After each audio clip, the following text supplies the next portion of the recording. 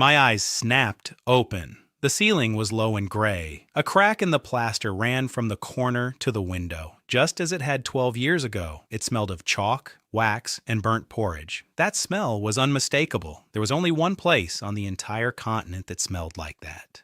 The temple school in the city of Kenmura. Han Jisoo lay on a hard cot and stared at the ceiling without moving. His body felt light, too light. He slowly raised his hand to his face. His fingers were slender. His knuckles were without a single scar. The nail on his little finger was intact. The very same nail he would tear off the day after tomorrow during training. So the day after tomorrow hadn't arrived yet. So all this wasn't just the delirium of a dying mage in the chasm beneath Solok. Jisoo sat up on the cot. His head spun. The body of a 15-year-old boy didn't obey the memory of a 27-year-old man. His muscles were weak. His reflexes were sluggish. He looked at his hands again. His palms were clean and smooth. Not a single burn, not a single callus from 12 years of fire techniques.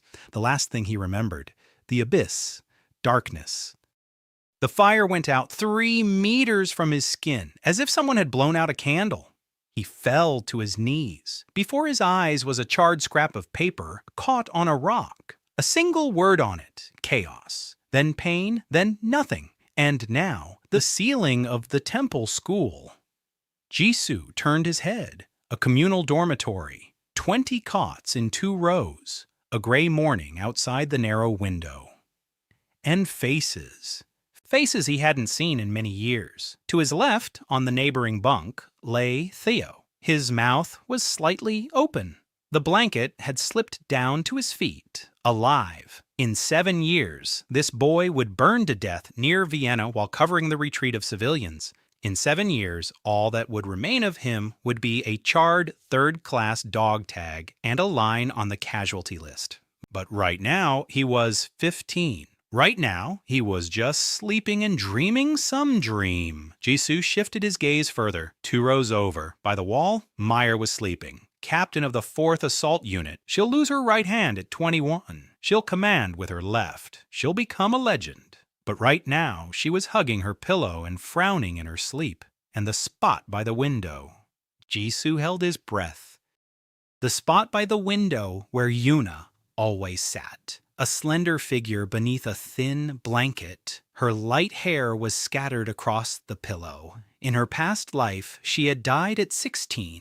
A lung disease she never told anyone about, quietly and unnoticed, just like she'd lived. Jisoo gripped the edge of the cot so tightly that his knuckles turned white. Those delicate, childlike knuckles without a single scar. He stood up. His bare feet touched the cold stone floor. His body swayed. His legs were short. His center of gravity was different. He was used to a body a head taller and 20 kilograms heavier. Jisoo took a step, then another. He reached the small mirror on the wall by the door. The mirror was cloudy, with a crack in the corner. A 15-year-old boy stared back at him. A thin face, dark eyes. His hair was sticking out in all directions after sleeping. No wrinkles around his eyes. No sign of fatigue in his features. Just a child.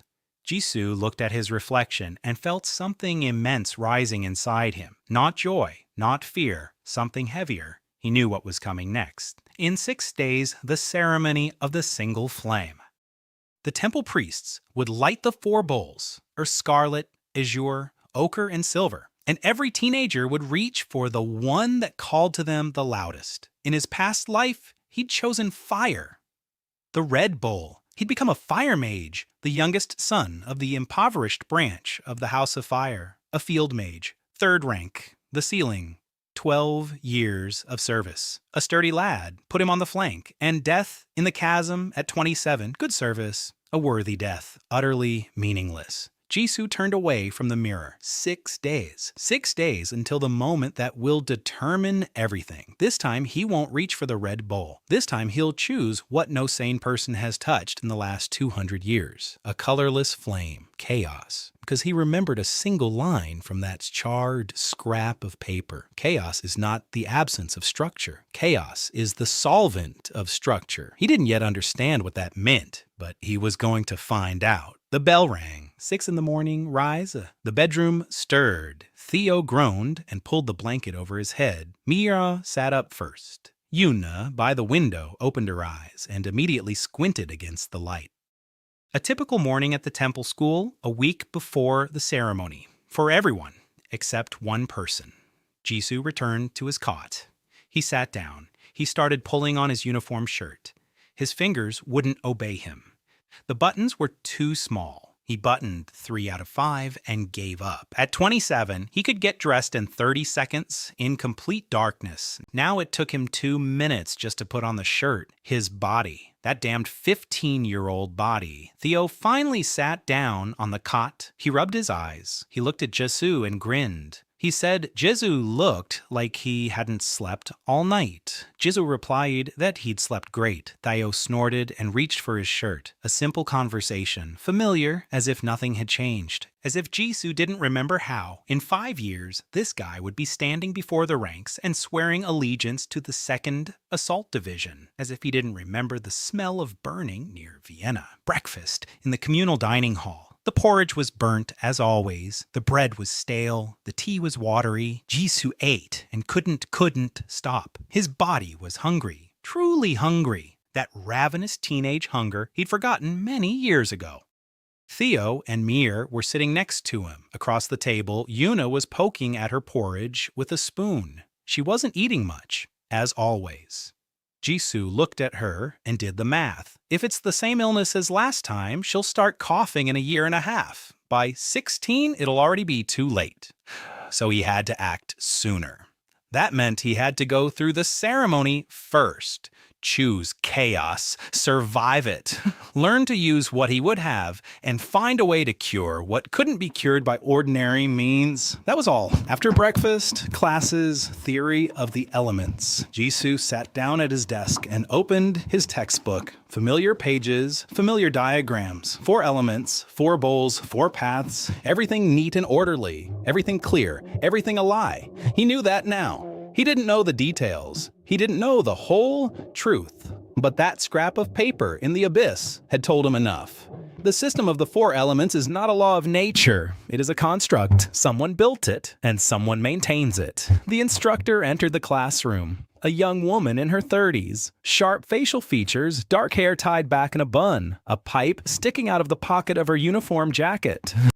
Master Ro Yunbi, senior instructor in elemental theory. In his past life, Jisoo had known her only by name. He'd heard she was strict. He'd heard she once had a brother who was a chaos user. He hadn't paid it any mind. He'd been too busy with his fire training. Now he looked at her with new eyes. She began her lecture.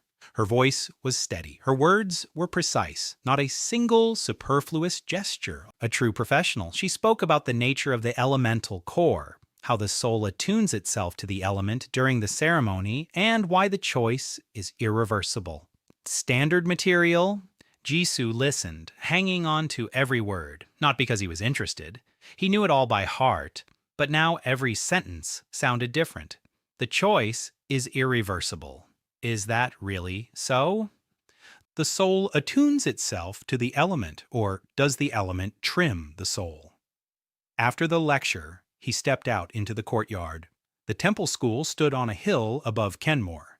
Below lay the city, tiled roofs, smoke from chimneys. Further on, the harbor. Even further, the sea, the dull sea, gray and heavy even in good weather. The voids creep out from there.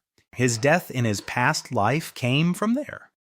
Jisoo stood at the edge of the courtyard and looked east. Somewhere out there, a few hundred kilometers away, the void beneath Solak, the place where he fell to his knees, the place where the fire refused to burn, the place where he found the note. He'll go back there. He'll definitely go back, but not like last time, not as a third-rate fire mage on the flank of someone else's unit. He'll return as a man who understands what chaos is. Someone touched his shoulder. Jisoo turned around. Yuna. She was standing next to him, looking up at him. Even now, when they were both 15, she was half a head shorter than him. Slender, pale, light-colored eyes. She said he'd been acting strange all day, silent, looking at everyone as if he were seeing them for the first time. Jisoo replied that he was just thinking about the ceremony. Yuna nodded. She said she was nervous too. She said she was afraid that none of the bulls would like her. Jisoo looked at her. In her past life, she'd chosen water because that's what was right for her family, not because she wanted to. No one had ever asked Yuna what she wanted. He almost said it out loud, almost asked, "What do you want?" But he stopped himself. It was too soon. There were too many questions he didn't yet have answers to. He said everything would be all right. Yuna smiled. A small, quiet smile, that very same one. The one that at 27, as he stood on the edge of the abyss, made him remember that gray morning at the temple school and think that he'd been wrong not to tell her more back then. Back then, that is, now. The bell rang again. Recess was over. Yuna turned and walked toward the building. Jisoo watched her go. "This time, you won't die at 16. This time, I won't let it happen." He clenched his fists. Thin, boyish fists without a single scar. 6 days until the ceremony. He was ready to wait. 6 days dragged on like 6 weeks. Jusso attended his classes. He ate porridge in the cafeteria. He sat through Master Ro's lectures and pretended to listen. In reality, he was observing. Every day he memorized the schedule anew. Who gets up at what time? Who goes where after class? Who talked to whom during breaks? In his past life, he hadn't paid attention to these little details. He'd been too preoccupied with the excitement leading up to the ceremony. Now there was no excitement. There was the cold, calculated focus of a person preparing for surgery. On the 3rd day, he ran into his sister. Hanjie had come to the temple school to visit him before the ceremony. She's 17. The House of Fire uniform fits her like a second skin. Short hair, straight back. Her movements were sharp and precise. A rising star in her 2nd year at the Academy of the Four Cups. In her past life, she would rise to the rank of captain of the 2nd Assault Squad. At 23, she'll lose control of her own fire. She'll burn 2 members of her own squad. She won't survive it. But right now, she was standing in front of him, smiling. She said he looked pale. She asked if he was eating properly. She touched his forehead. Her hand was warm. Fire users always have warm hands. Jisoo stood there, looking at her, his sister, not his biological sister, adopted at age 6, but he wouldn't find that out for another 2 years. Right now, to him, she was simply Ji, his older sister, the one who fought for him in the schoolyard when he was 10, the one who taught him how to tie his shoelaces, the one who cried when he scraped his knee. She said she'd be waiting for him at the ceremony. She said the House of Fire was the best choice. She said they'd be together. Jisoo nodded and said nothing. He knew that in 6 days she'd be standing in the temple, watching him walk past the red arch, past the azure one, past the ochre one, past the silvery one, and reach out toward the colorless, flickering flame in the center, the very one everyone turns away from. She would cry. He knew that too. Ji left that evening. She hugged him goodbye. She told him not to worry. She said everything would be all right. The same words he'd said to Yuna the day before. It's funny how people say the same things when they don't know what to say. On the 5th day, Jisoo went to the library at the temple school, a small room with 3 bookcases, nothing serious, textbooks for teenagers. But he needed one specific volume, the history of the ceremony of the single flame, the edition for students. He found it on the bottom shelf, a thin book with a blue cover. He opened it to the page describing the bowls. 4 elements, 4 colors, 4 paths, standard text.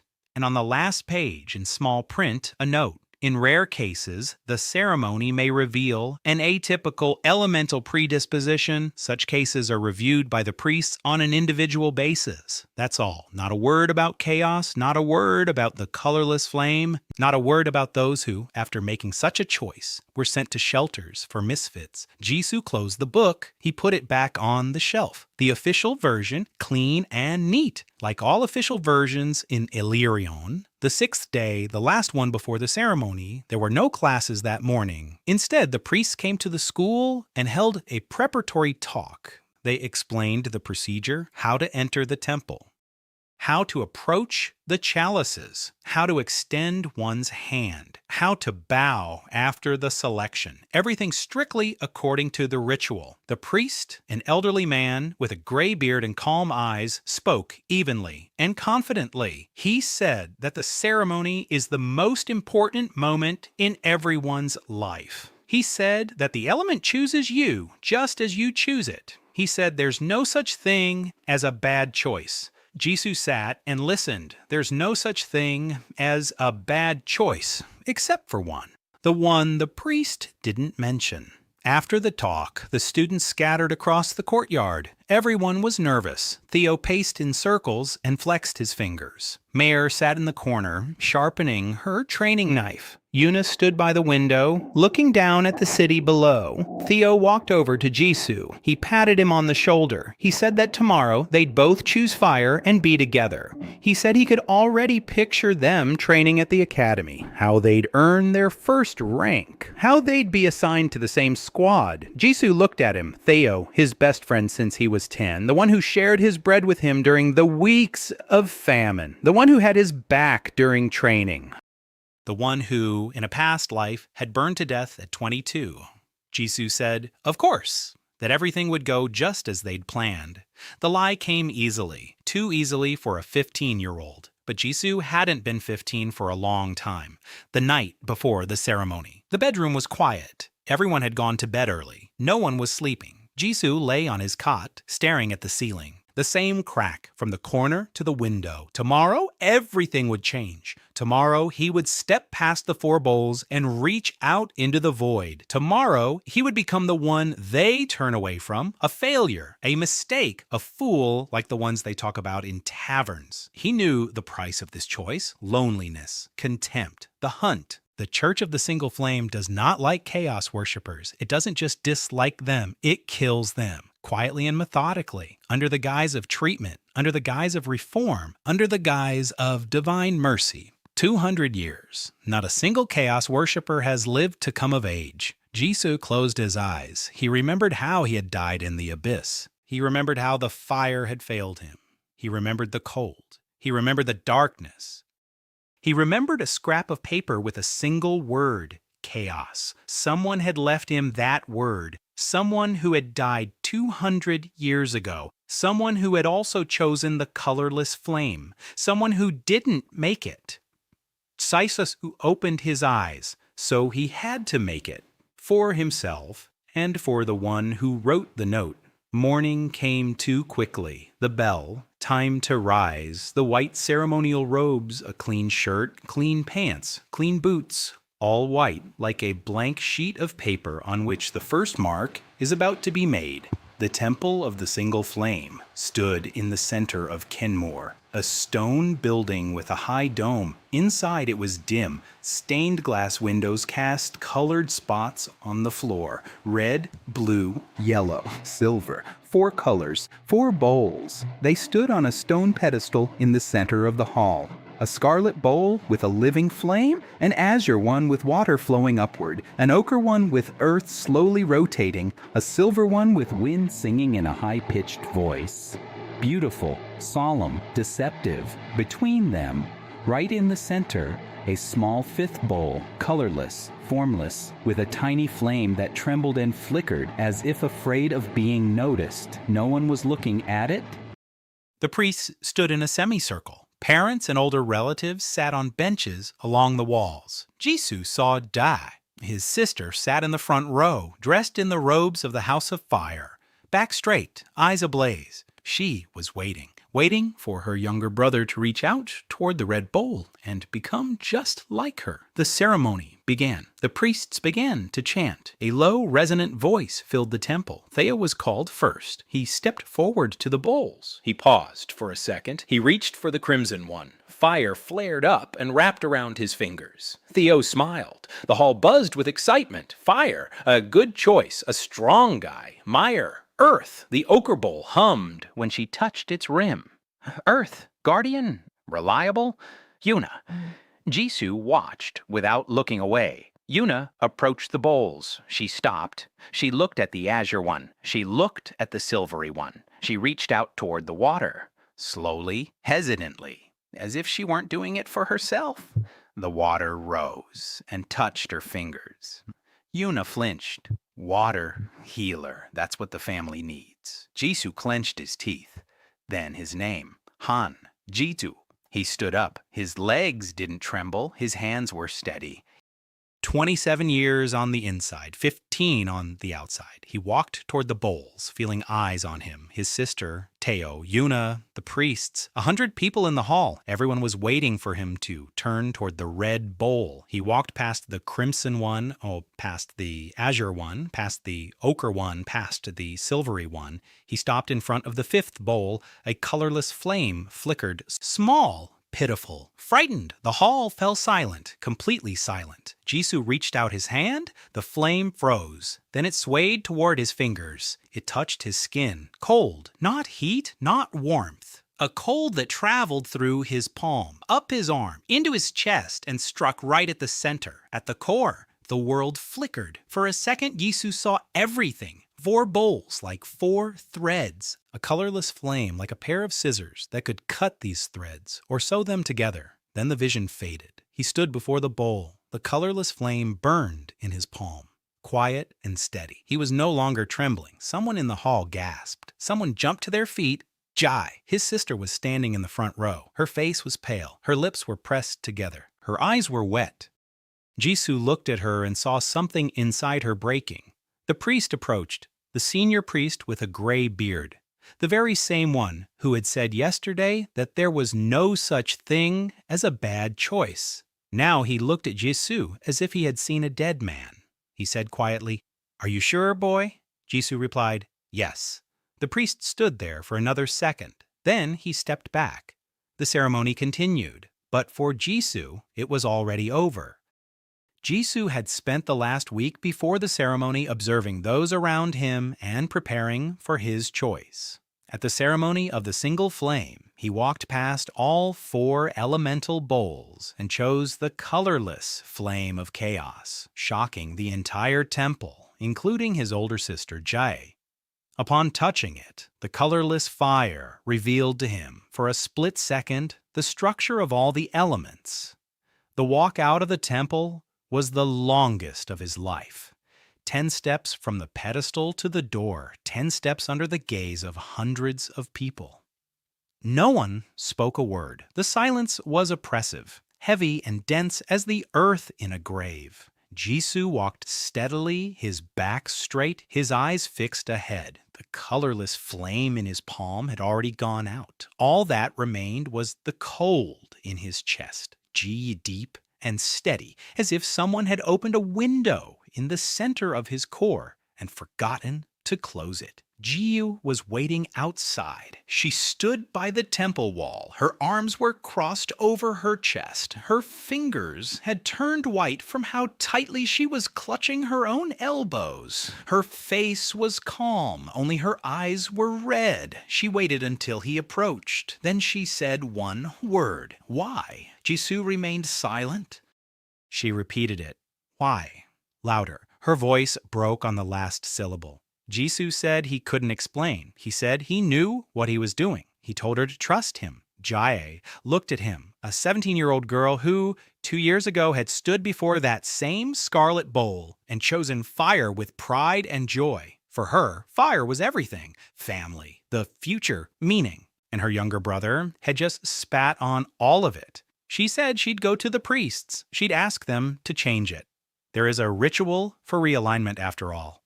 There must be a way. Jisoo shook his head. He said that realignment was impossible. Every freshman knows that. The choice is irreversible. Jai clenched her fists. The air around her hands shimmered with heat. Her control was excellent. The fire didn't break out, but the temperature around her rose by a few degrees. She called him an idiot. She said he'd ruined his own life. She said that if their father were alive, he wouldn't have been able to bear this. Then she fell silent. She stood there for another second. She turned around and walked away. At a brisk pace, without looking back, Jisoo watched her back. In their past life, that argument had lasted 3 months. 3 months of silence. Then Jie was transferred to another garrison, and they saw each other once a year. Then she burned to death. This time he couldn't afford 3 months. This time every day counted. But right now, going after her was pointless.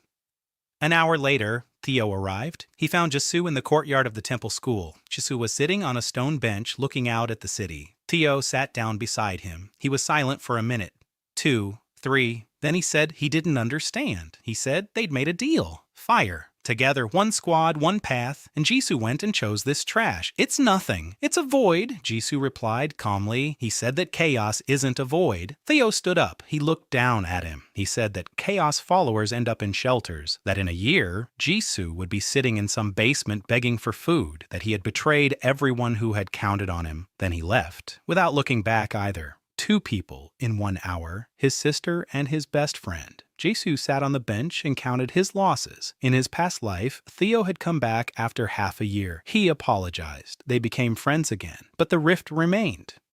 This time, Jisoo didn't know if he'd ever come back at all. Yuna came that evening, quietly, as always.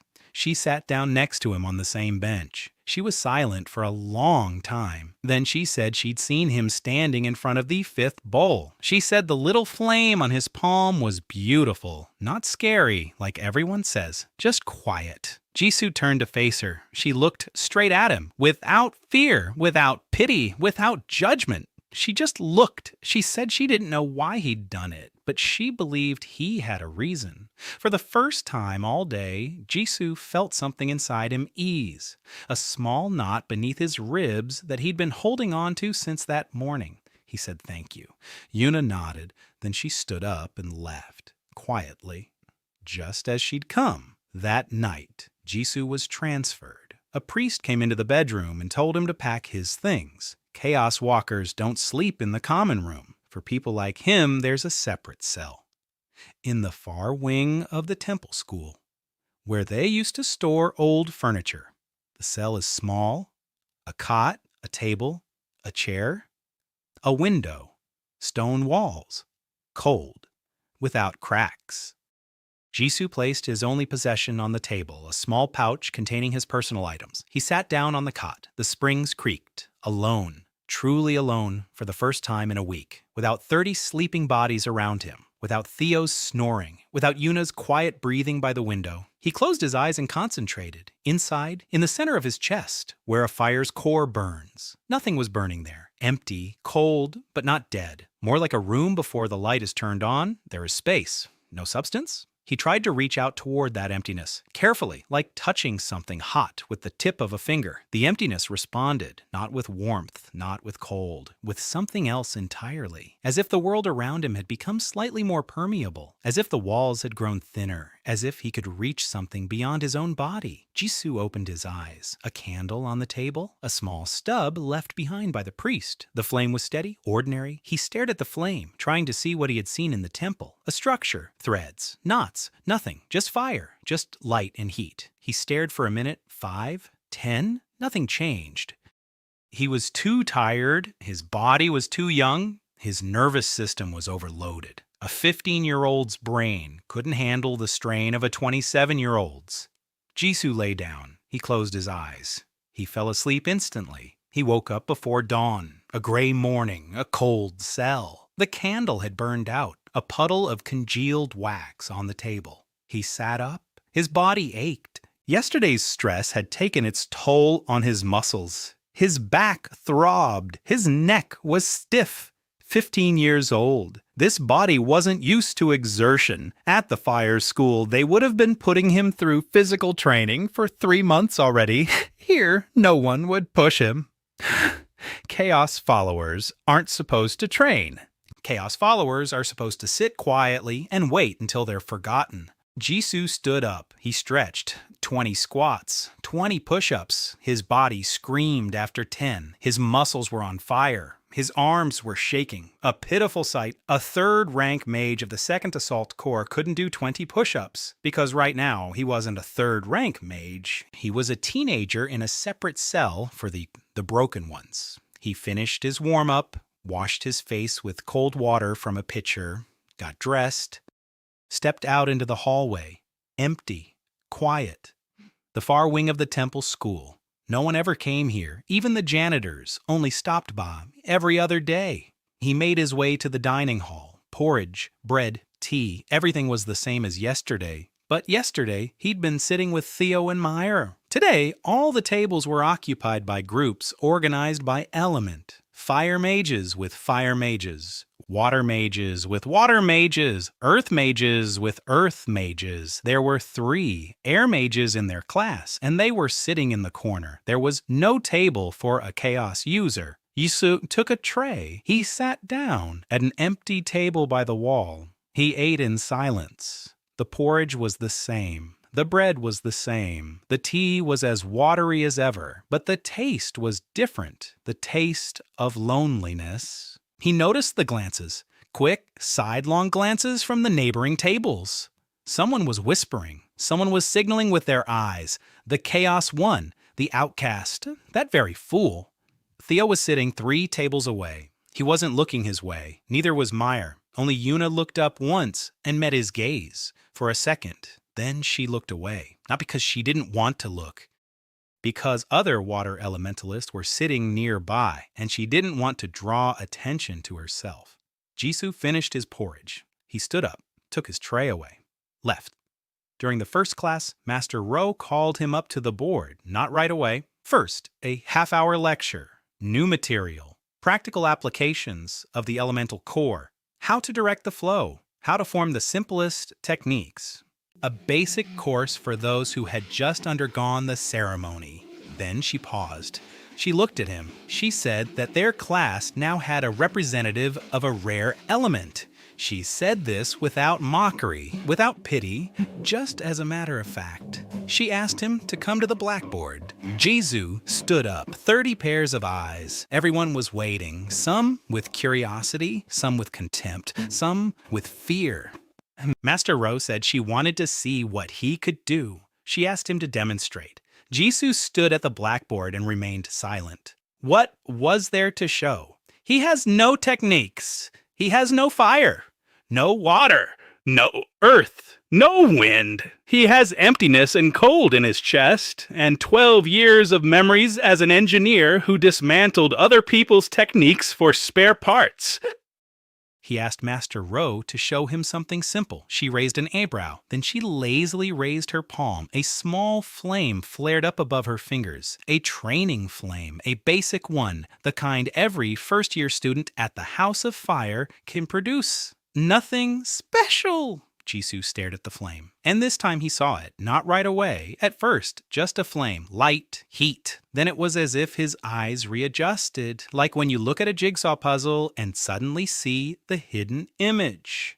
The flame broke apart into pieces, not physically, in his perception. He saw the structure, 4 nodes, intention, Rowe's desire to light the fire, a thin thread from her consciousness to the core, a channel, the path along which energy flows from the core to the palm. Red, hot, straight, form. What gives the energy the appearance of a flame, a spherical shell, fuel, the energy itself, a small portion from the core.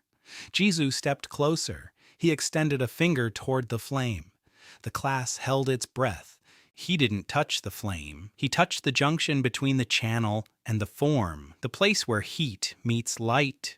Cold from his core flowed down his finger in a thin stream, gently, like a solvent along a seam. The junction came apart. The flame shuddered and split into 2 parts. Warm air, separately. Light, separately. Having lost its heat, the light hung over Rowe's palm like a small, cold star, white and pure. Jisoo gently directed the warm air to the side, toward the mentor's desk, toward the teapot standing on the edge. The warm air touched the water. The water hissed. Steam rose from the spout. Jisoo turned to Master Rowe and said that her tea had gone cold. He said he thought she'd prefer it hot.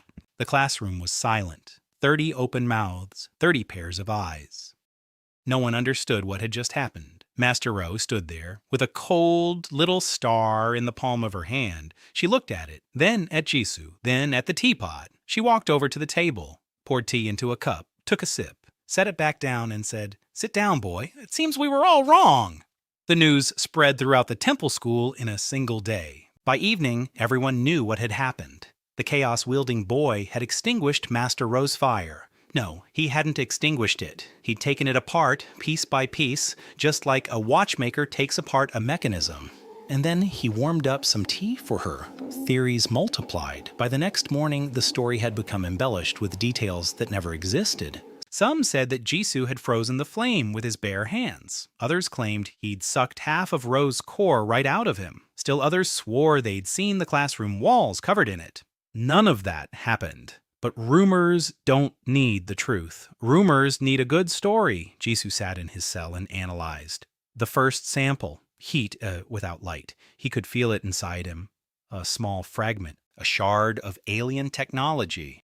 Like a part from a mechanism that had been slipped into a pocket. It lay quietly and peacefully within the core. It didn't burn. It didn't get in the way. It simply was. He tried to touch it. Mentally. He reached for it. From within. The sample responded. Warmth rose up his arm. Soft. Even. No light. No flame. Just heat. His palm grew warm. Like his sister's palm. Jisoo clenched and unclenched his fingers. The warmth faded. The sample settled back to the bottom of the core. 1 of 7. The first. 6 empty slots. 6 possibilities. 6 techniques belonging to others from which he could take one property at a time. Not steal. Take.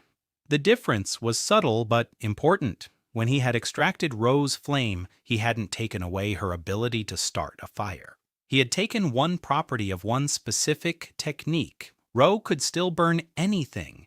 It was just that that specific flame no longer existed in its former form. The next day, Master Ro summoned him after class. The office on the 2nd floor. A small room cluttered with books. On the table were 3 empty cups and an ashtray full of pipe tobacco. Ro sat at the table and stared at him in silence. For a long time. A minute. 2.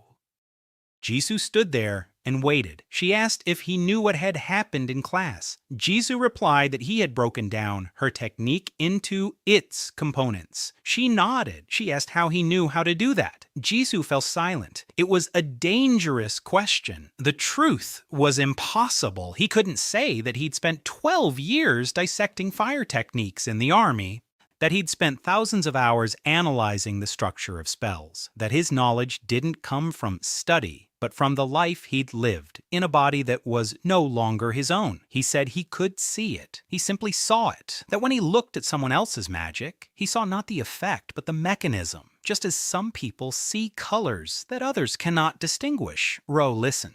She didn't interrupt. Then she said one sentence. She said that 20 years ago, her brother had said the very same thing. Jisoo froze. Ro's brother, the Chaos Walker, the one who didn't live to see 16. Jisoo knew this from his past life. He'd heard it in passing. He hadn't thought much of it.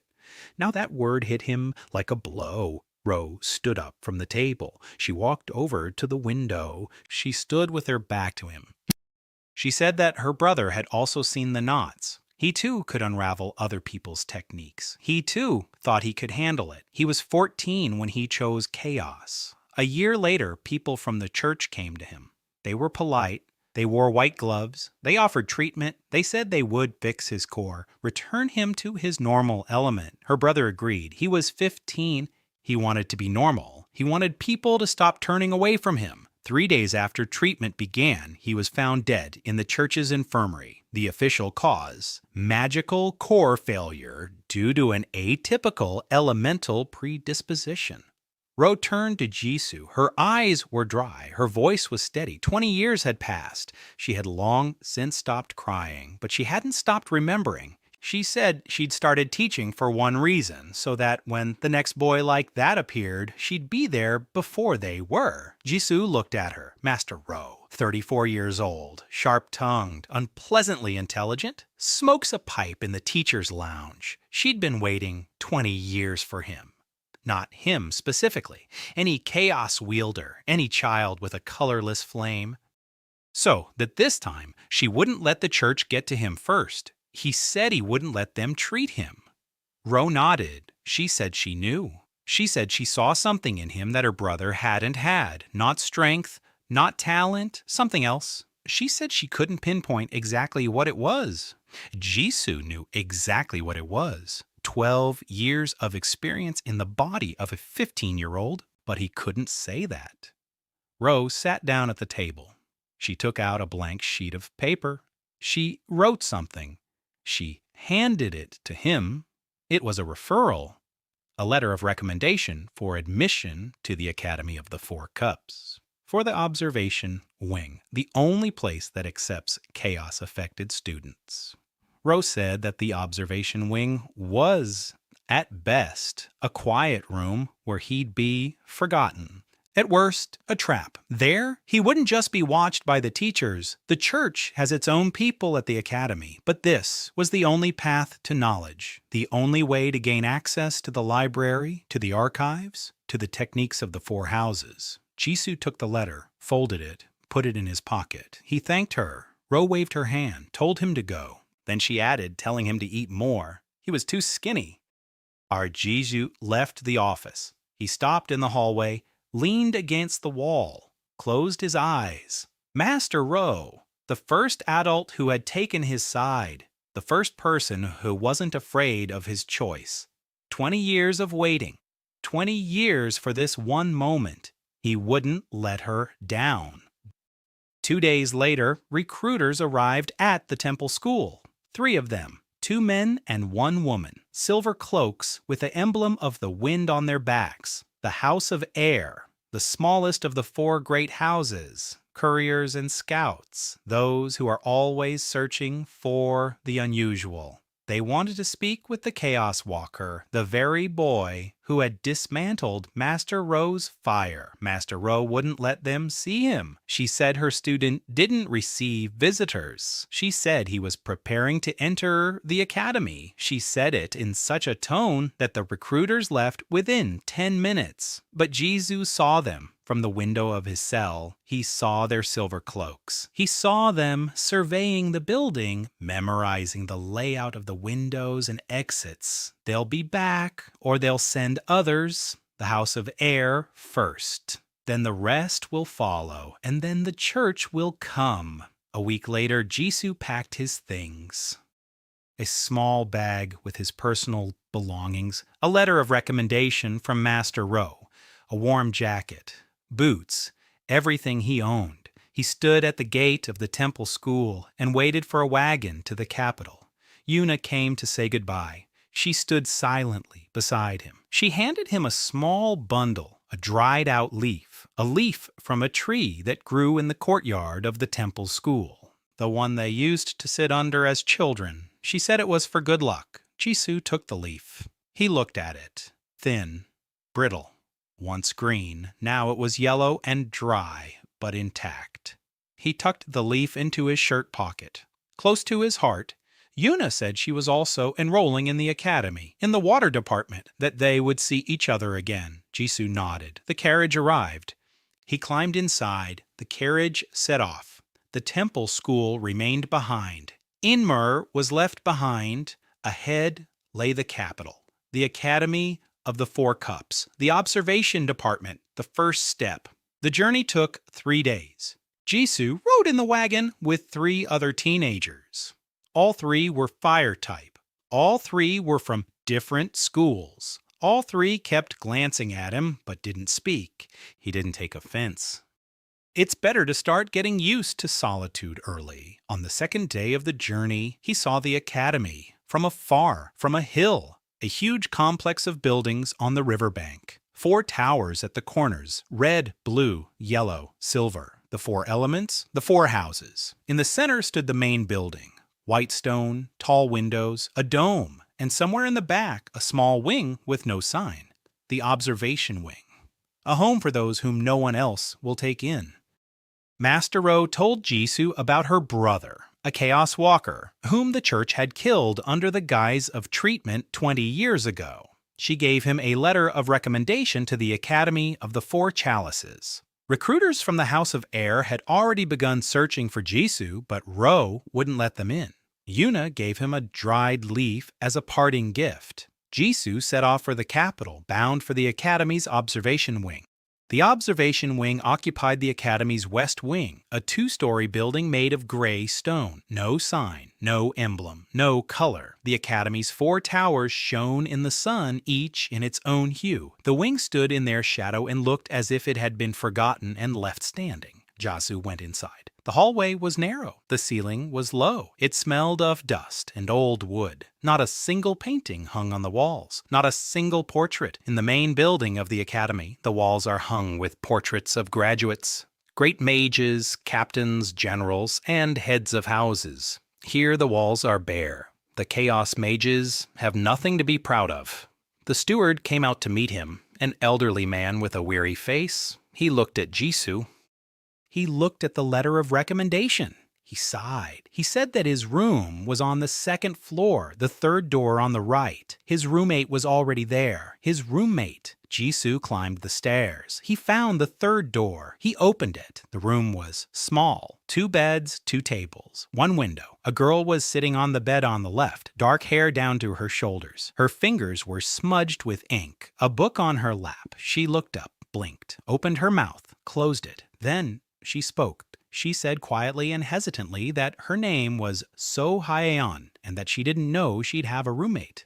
Jisu set his things down on the empty bunk. He introduced himself. Hyeon looked at him with the expression of someone who was used to being alone and didn't know how to react to the appearance of another person. She was from the water division. No, she was enrolled in the water division, but she'd been transferred here to the observation ward, because her water core was too weak for the standard program. That's what she'd been told. She wasn't a chaos user, she was a water user. Just a water user who didn't quite meet the standard. Jisu sat down on his bunk. He looked at her. So, Hyeon, the daughter of a minor water clan, a healer with a core that pays for every treatment with a year of her life. In his past life, he hadn't heard of her. Their paths hadn't crossed. Different worlds, different paths. But now she was sitting a meter away from him with ink-stained fingers and a book on the structure of healing spells. And she had stuttered when they first met. The next day, Jisu met the 2nd resident of the wing, Emily Vance, a redhead,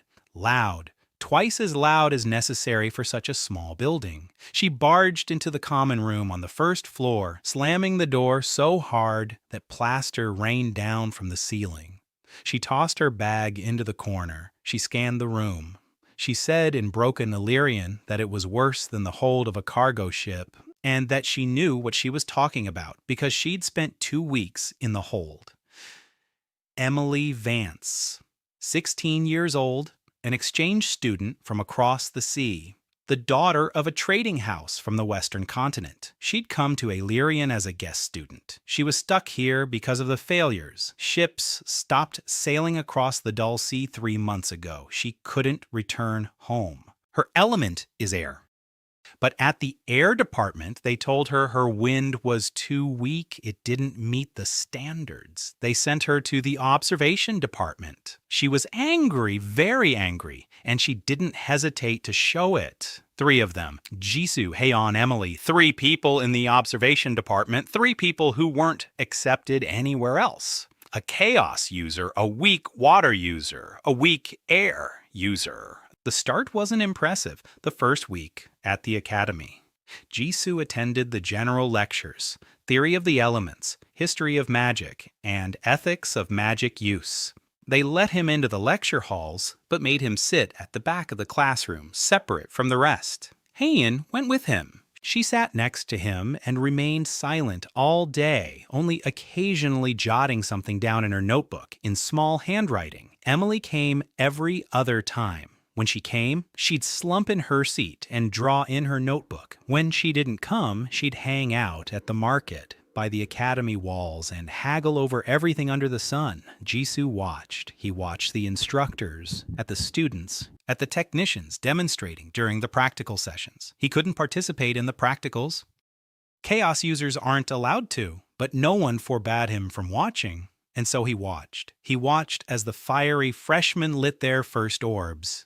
Clumsy, crooked, burning the wrong color. He saw the structure in every orb. Knots, mistakes, extra loops, incorrect connections. 12 years of experience versus the first week of training. The difference was staggering. He saw what the instructors overlooked: minor flaws in technique, habits that would later become problems, mistakes that would become ingrained for years to come. But he remained silent. It was too early, far too early to draw attention to himself. Master Ro's teapot trick had already caused quite a stir. 2 weeks after his arrival, Yuna found him. She had enrolled in the water arts department, the Blue Tower, far from the West Wing, but she came. In the evening, after classes, she found his room, knocked, came in, saw Heian. Heian saw her, both froze. 2 quiet people in one small room. Jisoo introduced them to each other. Yuna, Heian, Heian, Yuna. Na sat down in a chair. Heian went back to her book. 3 minutes of silence. Then Yuna said that the water department was tough, that the techniques were complicated, that the instructors were strict, that she wasn't sure she could handle it. Heian looked up from her book. She asked which specific technique was causing problems. Yuna described it. The basic healing technique. A stream of water flowing through her palm into the patient's body. She can't keep the stream steady. It breaks and jerks. Heian thought for a moment. Then she began to explain. Quietly, in detail, without hesitation. When she was alone with 1 or 2 people, she didn't stutter. Her words flowed smoothly, clearly. She knew the theory behind healing techniques better than most instructors. She just couldn't apply them herself without paying for it with years of her life. Jisoo listened. He looked at both of them. Yuna, who could but didn't know how. Heian, who knew how but couldn't. 2 halves of the same problem. A month after enrolling, Jisoo's first client arrived. A girl from the Earth Department. A sophomore. Petite. Frightened. She came in the evening. She looked around nervously, afraid someone would see her near the observation wing. She said her amulet had broken. A concentration amulet. A gift from her mother. A simple thing. A stone bead with earth magic woven into it. The magic had come undone. The bead had stopped working. The instructors in the earth department said it couldn't be repaired. She'd have to make a new one. But her mother was far away, and she didn't have the money for a new craftsman. Someone had told the girl that there was a boy at the observation station who did something with other people's techniques. She didn't know exactly what. She'd just come out of desperation. Jisoo took the bead. He turned it over in his fingers. He looked at it. He saw it. The technique inside the bead. 3 nodes. Intention, channel, form. As simple as a child's toy. But it was built for someone else. An adult woman with a strong earth core. Not for this girl. The bead wasn't broken. It just stopped working for her. The girl was growing. Her core was changing, but the technology inside the bead remained the same, like a pair of shoes she'd outgrown. Jisoo could have simply fixed it, glued the torn knot back together. The technology would have worked for another month, maybe 2. Then it would have fallen apart again. He didn't fix it. He took the technology apart completely. He removed all 3 knots. He looked at the girl. He asked her to hold the bead in her hand, to feel the stone. The girl clasped the bead. Jisoo looked at her core, at how the energy flowed from the core to her palm, at the rhythm, at the strength, at the character. A small core, timid, insecure, just like the girl herself. He reassembled the device. 3 nodes, the same 3, but different. For this hand, for this core, for this rhythm. He kept the intention the same, maternal, warm. He redesigned the channel, thinner, softer, suited to the small core. He changed the form completely, not a shield of concentration, but a soft field, like a blanket resting on her shoulders. It doesn't press down. It doesn't constrict. It just holds. The bead flickered, a warm light. The girl gasped. She said she could feel it, just like before. No. Better than before, as if the bead had always been hers. Jisoo gave her the bead. He said it wouldn't break again, at least for a year. Then it would need to be adjusted again. The girl looked at him. Her eyes were wet. She pressed the bead to her chest. She thanked him. She ran off. Jisoo stood in the wing's hallway and watched her go. His first job. His first commission. A little bead for a little girl. Nothing grand. Nothing that would turn the world upside down. But that's exactly how it works. Not with explosions, not with battles. One person at a time. One device at a time. One knot at a time. Heian was standing behind him. She'd seen everything. She stood in the doorway of the room and watched as he took apart and reassembled someone else's device. Silently, with an expression that Jesu couldn't read. Then she spoke, without hesitation, clearly. She said that he wasn't just taking it apart, he was rewriting it to fit a person, like a tailor who sews to measure. Jisoo looked at her. He nodded. Hyeon paused for another second. Then she asked if he could do the same for her, to rewrite her healing technique so she wouldn't have to pay for it with years of her life. Her voice was steady. Her eyes were steady.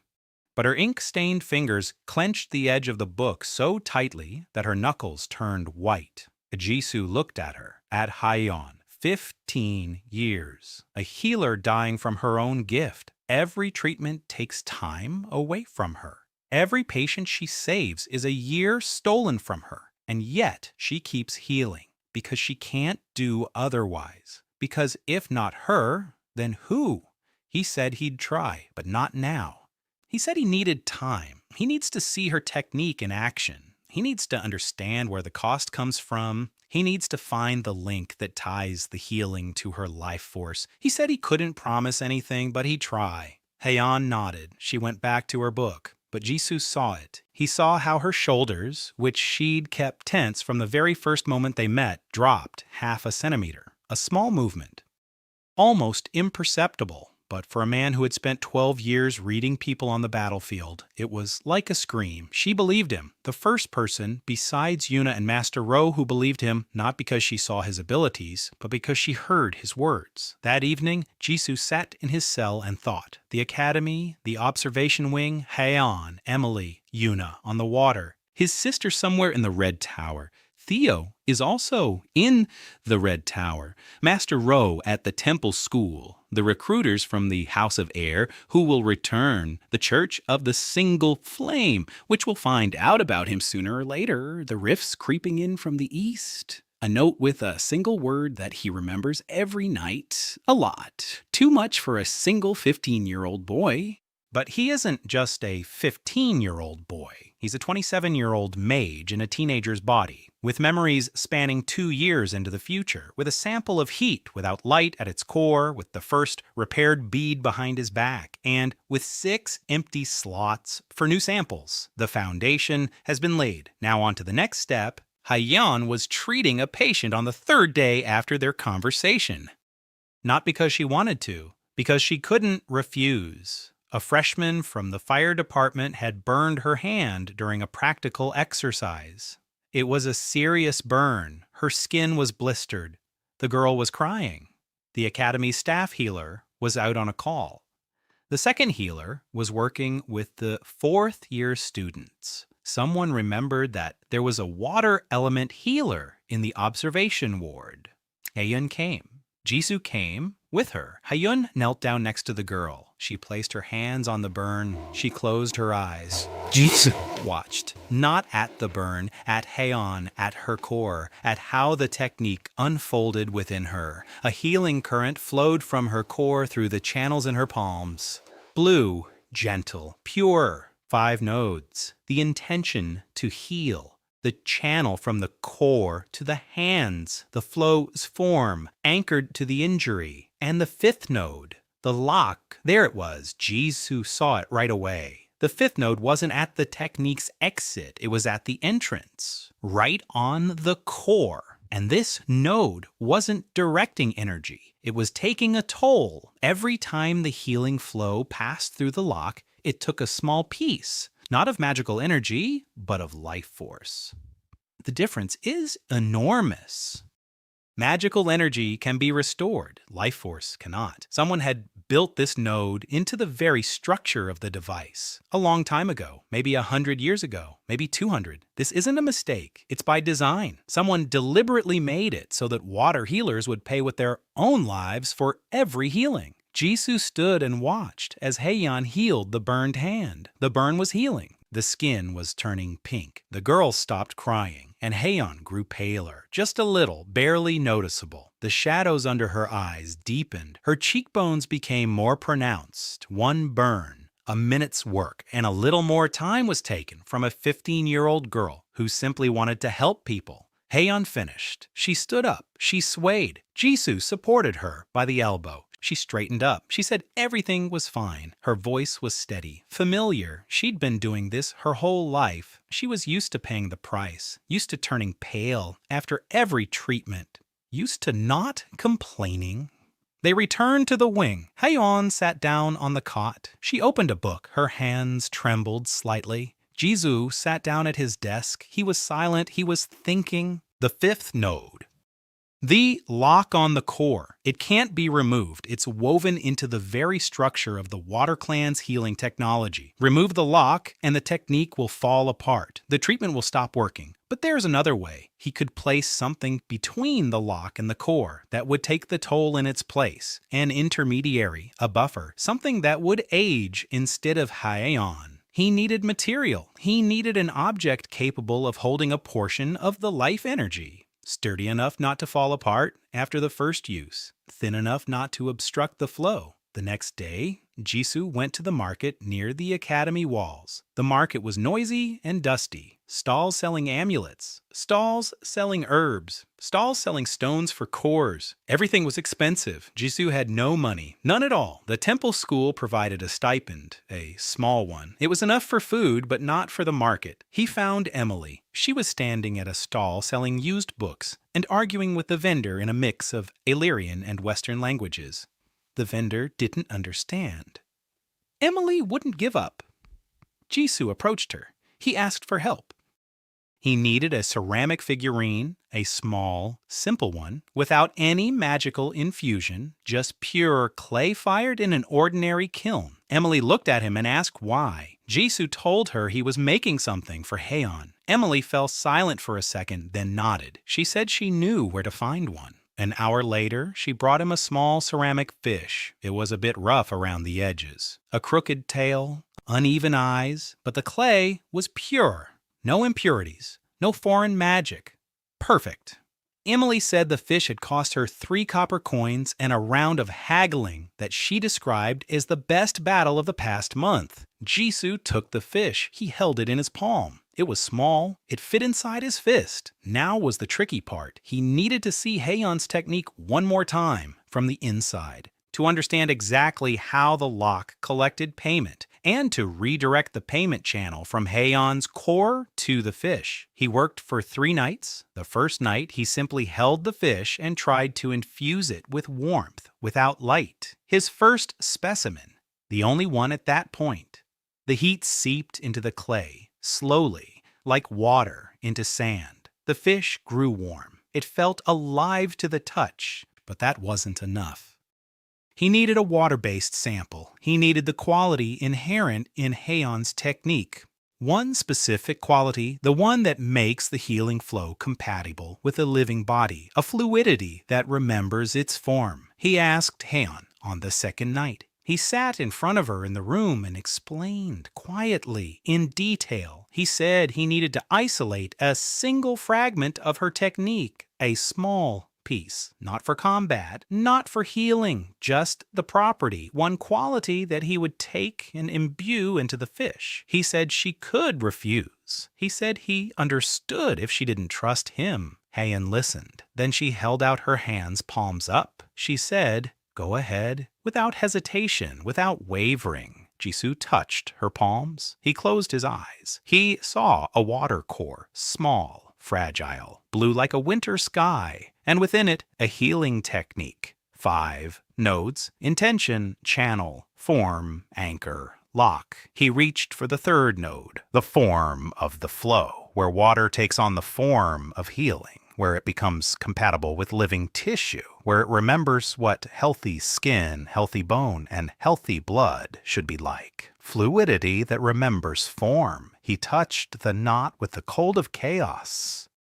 Carefully, like a surgeon, the knot came apart, one property separated, small, almost weightless. It slid along his fingers, up his arm into the core. It settled next to the warmth without light. The second sample, 2 out of 7. Hyan shuddered. She opened her eyes. She said she felt it, as if someone had removed a pebble from her boot, a small sense of relief she hadn't noticed before. Jisoo nodded. The embroidered fragment hadn't damaged her technique. The healing worked just as before. It was just that one quality was now shared by both of them. A copy, not theft. The third night, assembly. Jisoo sat at the table. The fish was in front of him. 2 samples in the core. Warmth without light. Fluidity that remembers its shape. He began to assemble, slowly, one movement at a time. The warmth without light entered the fish first. It filled the clay from within. The fish grew warm. Then came the fluidity. It settled on top of the warmth, enveloped it, took the shape of the fish. The 2 properties merged within the ceramic, warmth and fluidity, and from their union, something new was born. The third element, one not found in any textbook, warm water that remembers.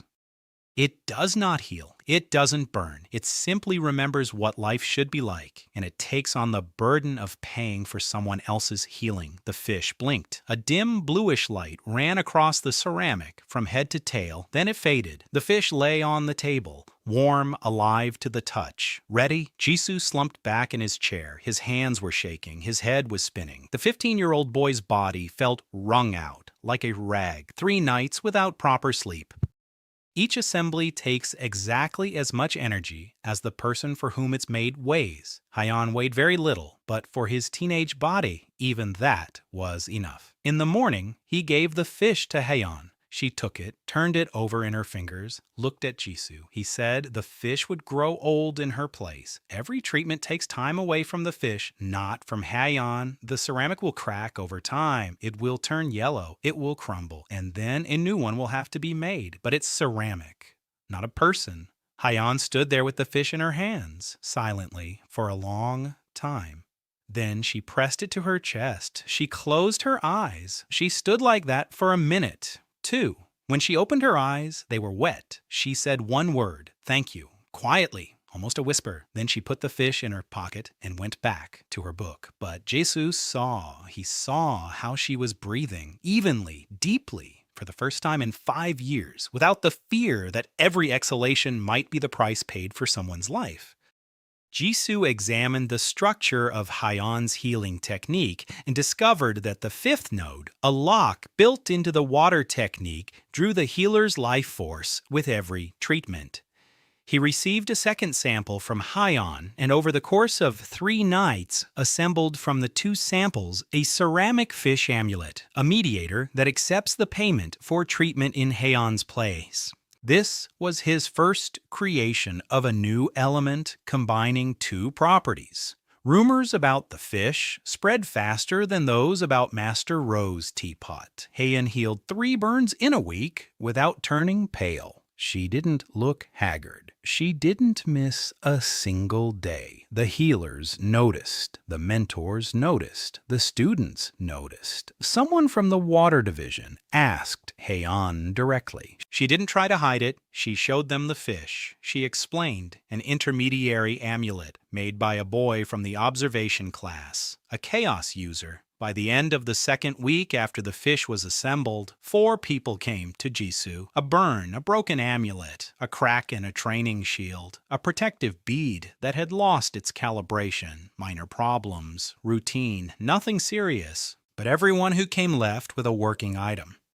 And everyone told others about it. Jisoo didn't turn anyone away. He worked in the evenings, after classes, in the quiet of the wing. Hyan sat nearby with a book. Sometimes she offered tips on the theory of water techniques. Her knowledge was encyclopedic. She had read everything there was to read about water magic in her 15 years of life. She just couldn't apply it without paying the price herself. Now, with the fish, she'd started practicing. Every day, little by little, carefully. The fish had darkened slightly over the past 2 weeks, barely noticeable. The clay had borne the first cost. Emily had changed too. She'd stopped skipping lectures. She started coming to the annex after class. She'd sit in the common room. She'd listen as Jisoo explained the structure of the next technique to Hyan. At first, she stayed silent. Then she started asking questions, sharp ones, precise ones. As the daughter of a merchant from the Western continent, she knew how to calculate and spot a profit. She asked why he was working for free. Jisoo replied that for now he had nothing to charge with. Emily said that wasn't right. She said his work was worth money. She said she could find clients, real ones, who would pay. Jisoo looked at her. Emily Vance, 16 years old, redhead, loud, with a habit of patting people on the shoulder, and with a merchant's instinct that ran in her blood. He said he'd think about it, but there was no time to think. In the third week after classes began at the academy, Kang Na-hyun arrived, heiress to the House of Earth, tall, quiet, straight-backed, serious eyes, the poise of someone who had been taught to be flawless since the age of 6. She didn't come to see Jisoo. She came to the Earth Department, 3rd year, transferred from homeschooling. The House of Earth taught its heirs at home until a certain age. Then they were sent to the academy for socialization. That was the official term. In reality, the House of Earth sent its heirs so they could forge useful connections and learn to work with other elements. Na-hyun didn't make connections. Na-hyun remained silent. She sat through classes. She answered when asked. She did as she was told, and she remained silent. In her practical training in the family techniques, she couldn't get it right. The stone garden, a technique passed down through 3 generations of women in the House of Kang. Mother, grandmother, great-grandmother. Earth rises from the floor. It takes the form of plants. Stone becomes a flower. Beautiful, powerful. For Na-hyun, the earth would rise 5 centimeters and then crumble. Every single time. 5 centimeters, and that was it. The mentors shook their heads. Her classmates whispered among themselves. The heiress of the House of Earth who couldn't master the family technique. A disgrace. Jisoo found out about it through Emily. She had overheard a conversation between 2 Earth practitioners at the market. They were laughing at the girl named Kang who had crumbled her garden again. Emily relayed this to Jisoo, not out of malice, but with a purpose. She said that the heiress of the great house was a major client. If he helped her, he could gain access to the House of Earth's resources, to the archives, to knowledge that's off limits to everyone except their own. Jisoo listened. Emily was right, but not in the way she thought. He needed the archives, but not for the resources, for the information. The Earth House archives contained records of the failures, the old ones. The first ones, the ones not available to the public, the ones the church hadn't been able to, or hadn't had time to, destroy. And somewhere, among these records were the names of the previous Chaos Walkers, those who had been killed over the past 200 years, those whose torn souls had become failures. He needed those names. He found Na-hyun in the library, the Earthwing. Heavy oak tables, thick books in leather bindings. Na-hyun was sitting alone. Before her lay a scroll containing a record of the family technique, the stone garden. She looked at it as if the scroll were her enemy. Jisoo approached. He sat down across from her. He said he'd heard about her problem. Na-hyun looked up. Her eyes were cold, wary. She said she didn't need help. She said she could handle it herself. Her voice was steady. Her back was straight. Not a single unnecessary movement. Control, complete and absolute, like a doll's. Jisoo said he wasn't offering help. He said he was offering a trade. He'd look at her technique. He'd tell her what the problem was. If he could help, he would.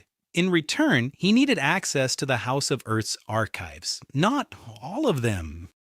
Just the records of the first failures. Na-hyun was silent for a minute. Then she said that the House of Earth's archives were off limits to outsiders, that even she, as the heiress, couldn't grant access without the head of the family's permission. But she could bring copies. If he really helped, a deal, clean, businesslike, no emotions, no obligations. Na-hyun unrolled the scroll. Jisoo looked at it. The stone garden technique, complex, 6 nodes, the intention to grow stone, a channel from the core to the earth, plant form, anchoring to the soil, stability lock, and the 6th knot, temperament.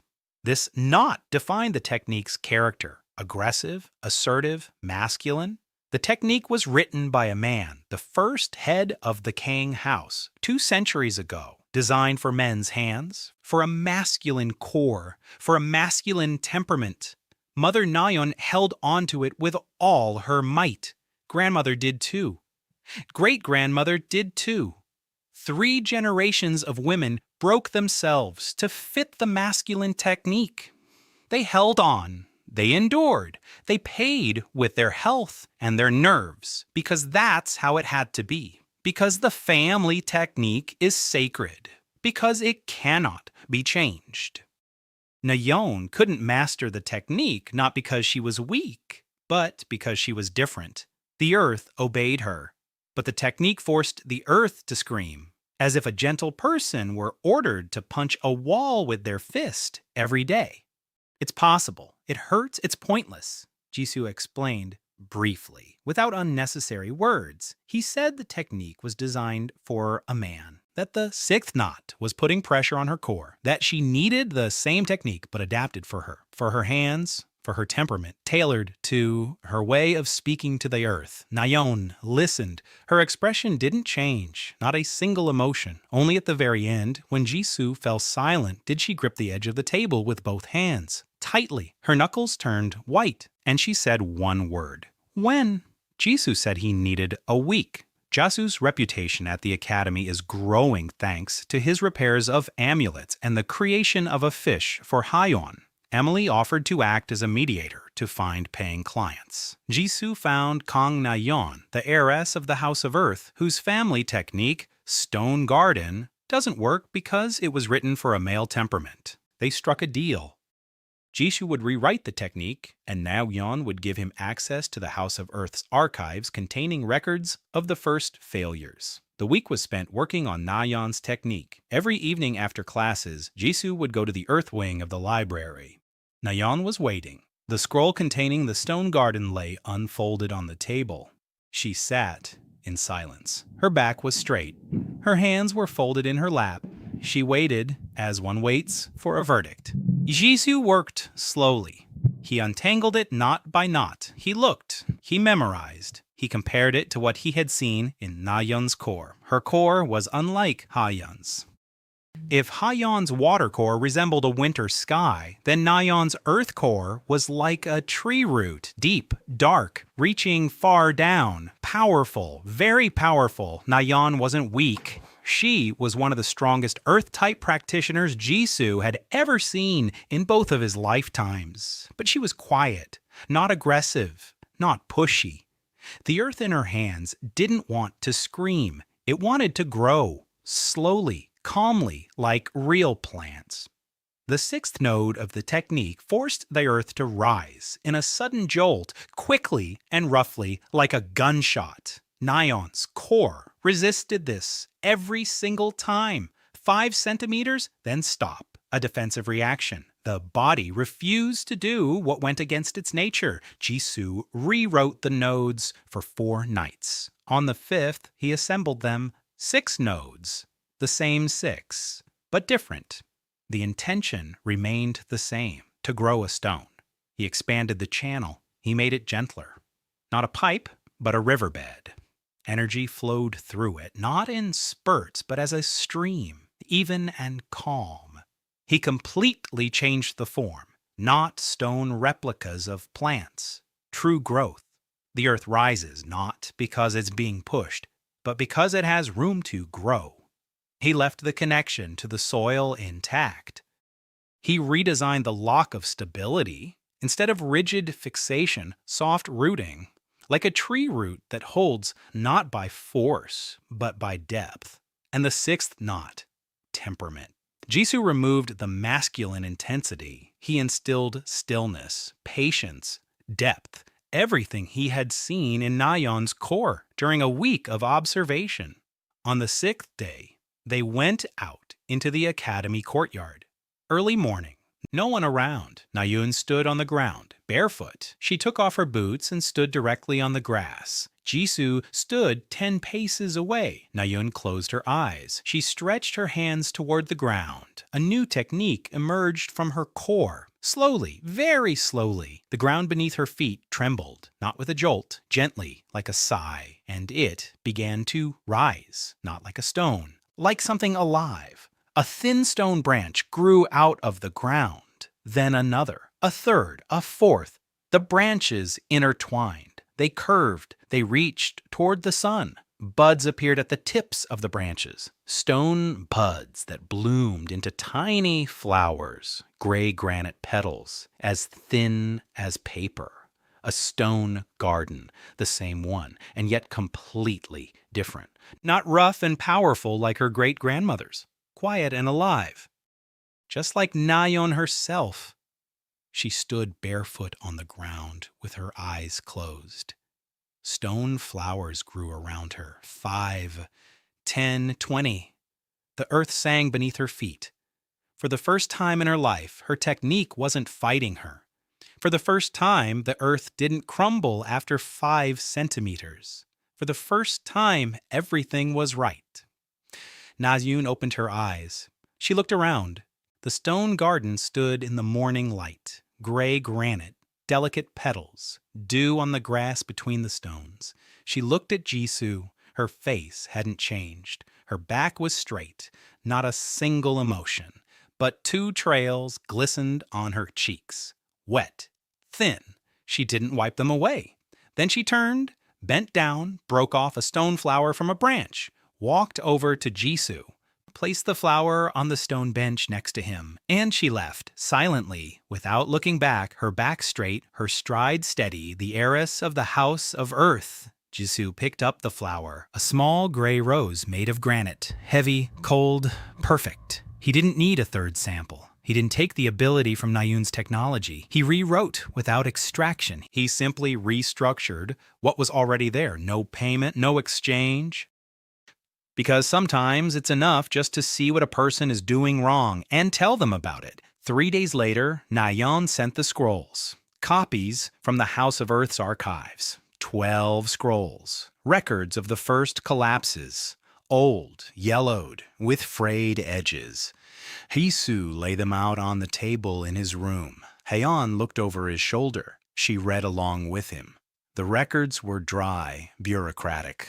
Reports from the House of Earth's surveyors. Date, location, extent of damage, level of magical activity in the rift zone. A list of the dead, if any. The first rift was recorded 193 years ago.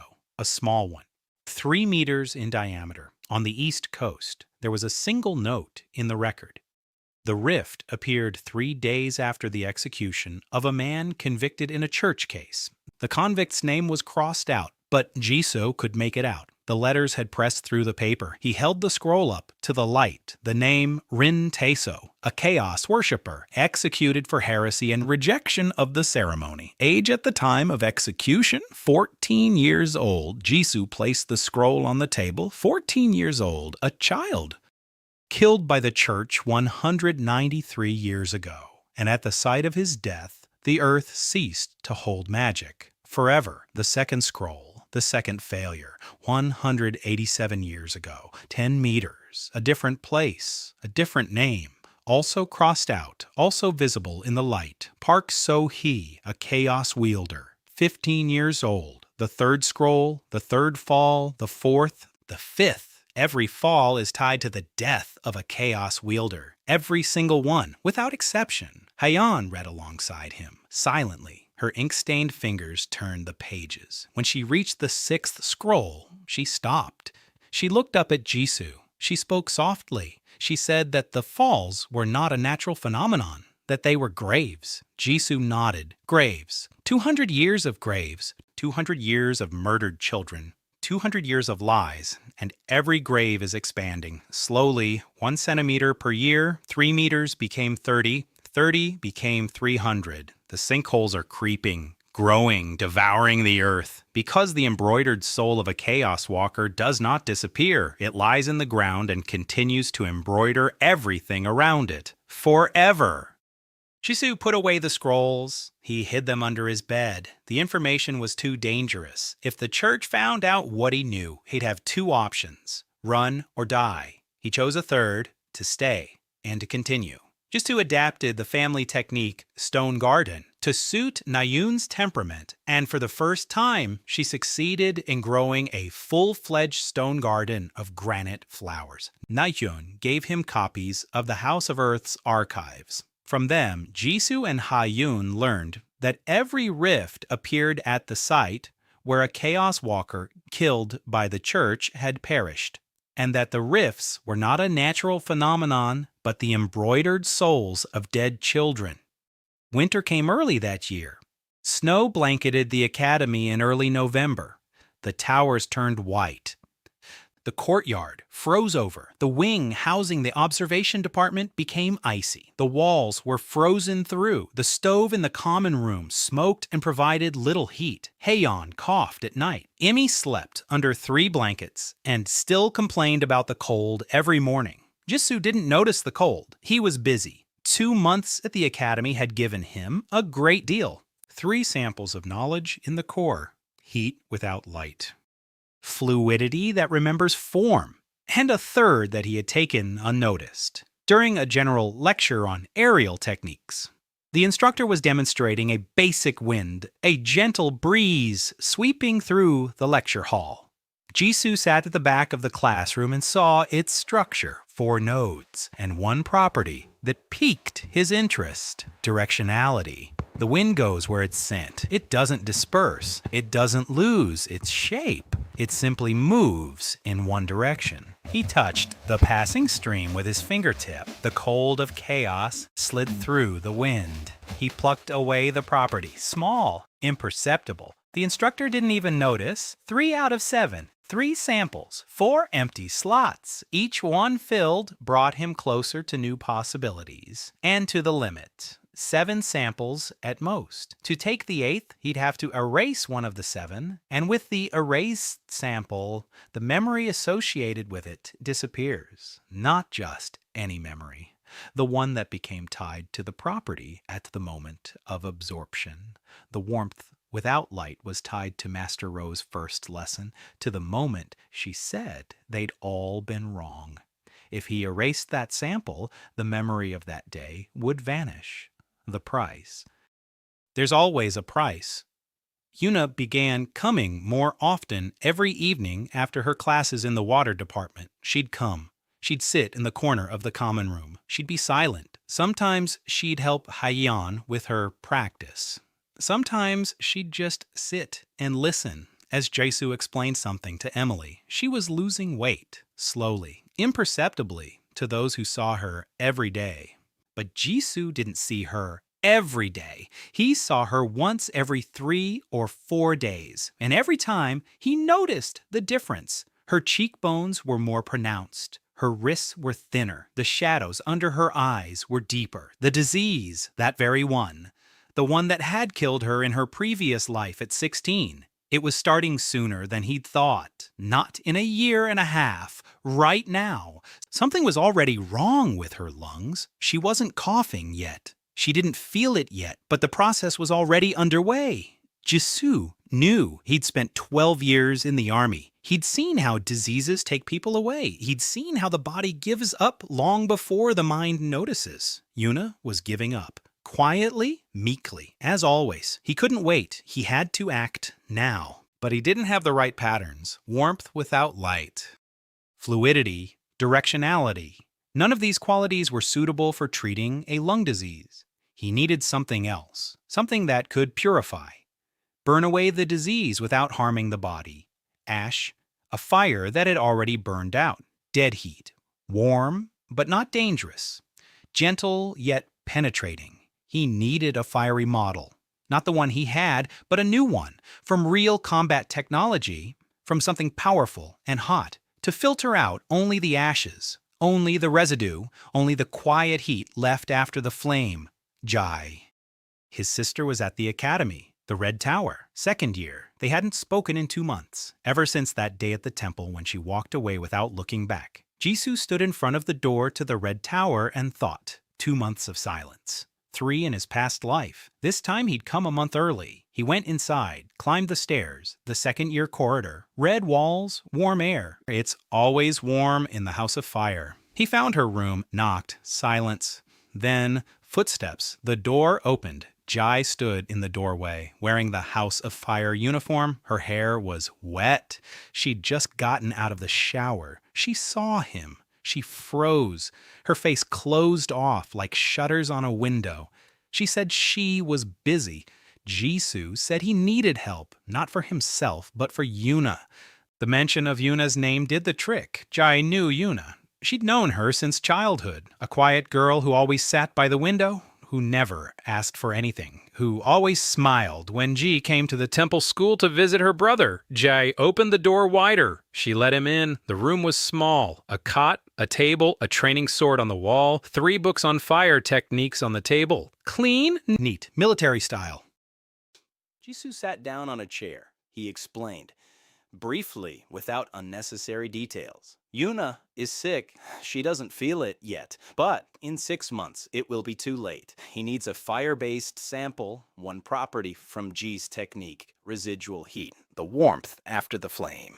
Ashes. Jai listened. Her expression didn't change. Then she asked how he knew Yuna was sick. Jisoo fell silent. He couldn't tell the truth. He said he could see, that his ability allowed him to see structure. Not just in technology, in bodies too. That he could see something wrong in Yuna's lungs. A half-truth. He hadn't actually seen the disease in Yuna's lungs. He remembered it from the future, but a half-truth sounded more convincing than a complete lie. Ji was silent for a long time. Then she said she would show him. She stood up. She raised her hand. A flame flared above her palm. Not a training flame like Master Rose. A real one. Hot, bright, a second-year technique. A medium-power fireball. Jisoo watched. 5 nodes, intention, channel, form, fuel, lock, powerful, clean, professional. Jai was talented, truly talented. Her fire burned evenly and obediently. Almost. Jisoo saw it. A 6th knot. An extra one. Not hers. A correction. Someone had woven an extra knot into Jai's technique a long time ago, when she was little. A corrective knot that altered the rhythm of the flame. It made the fire more powerful, but less stable. Her father's handiwork. Their father was a 4th-rank fire mage.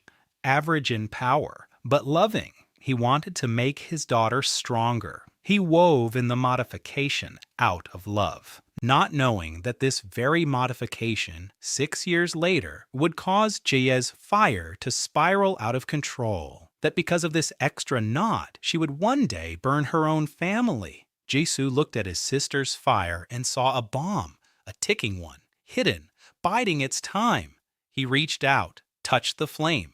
Not the ball of fire, the 6th knot, the extra one, his father's. The cold of chaos flowed down his finger. Jai flinched. The fire twitched. The knot unraveled, gently, without pain, without loss. Her father's modification dissolved into chaos, and the fire in Jai's palm changed. It became more, even quieter, more obedient. The same fire, the same power, but without the strain, without the bomb inside. Ji stood there with the flame in her palm, not understanding what had happened.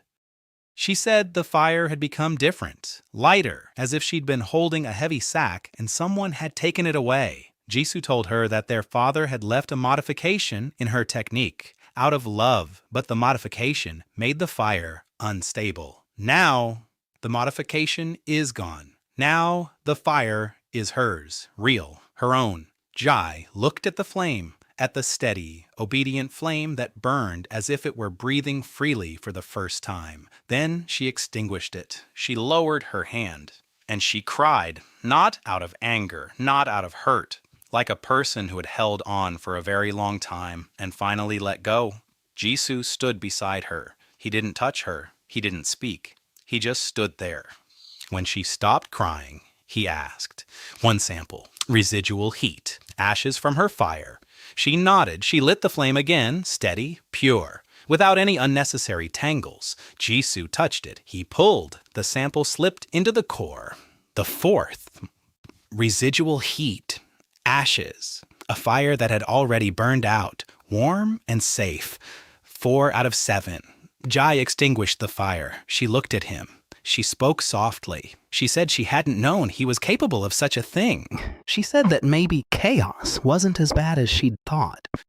Jisoo replied that chaos was neither bad nor good. Chaos is a tool, like a knife. You can cut bread, you can cut people. It depends on the hand. Jai nodded. Then she told him to heal Yuna. Jisoo said he would. Winter brought the cold and accelerated Yuna's illness, which Jisoo had noticed before she did. He came to Ji's sister after 2 months of silence and asked for a fire sample for treatment. During their meeting, he discovered and removed from Ji's equipment an extra node, a modification his father had made that was causing her fire to be unstable. For the first time, Jie saw her true fire and for the first time accepted her brother's choice. Jisoo received the 4th sample, residual heat, to create healing ash. Yuna took to her bed 2 weeks after his visit to Ji. Fever, weakness, a cough that started quietly and deepened over the course of 3 days.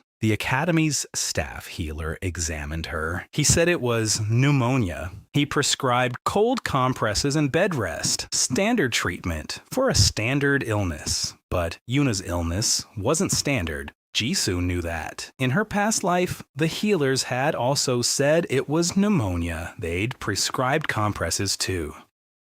They'd also expected it to go away. It didn't. Yuna was taken to the academy infirmary, a small room with 3 beds, white walls, and a single window. Outside the window, a blizzard raged. December in Aelirian was cold and harsh. Jisoo came to see her that very first evening. He sat on a stool next to her bed.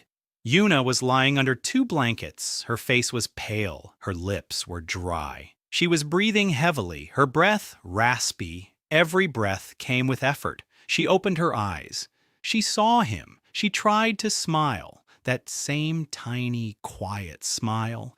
She said it was nothing to worry about, that she'd be back on her feet in a couple of days, that there was no need to worry. Yuna, always accommodating, always easygoing. Even now, when something inside her was eating away at her lungs, she was thinking about not causing anyone any trouble. Jisoo didn't answer. He looked at her and counted the time. He had 4 properties: heat without light, fluidity that remembers its shape, directionality, residual heat. 4 properties from which he needed to assemble something that doesn't exist in the world. Ash that heals the lungs. He'd been thinking about it for 2 weeks. Every night. He'd been going over the combinations. Heat plus fluidity produced a fish for Heian. 3 properties would yield something new. 4 would yield something even more complex. But combining 4 properties isn't the same as combining 2. The fish had cost him 3 sleepless nights and trembling hands. Combining 4 might cost even more. Much more. Each combination costs exactly as much energy as the person it's made for weighs. Yuna weighs very little. She's skinny, light, 42 kilograms maybe. For an adult mage, that's nothing. For a 15-year-old teenager who weighs 55 herself, it's almost everything. But there's one more factor. He needs a 5th element. 4 won't be enough. Heat will provide softness. Fluidity will provide penetration. Directionality will guide the ashes to the right place. The residual heat will burn away the disease without damaging the tissue. But for the body to accept the ash as its own, rather than as a foreign substance, a 5th element is needed. Something from Yuna herself, a property from her technique, from her water core, from what makes Yuna Yuna. He came to see her on the 2nd day. She was asleep. Her fever wouldn't break.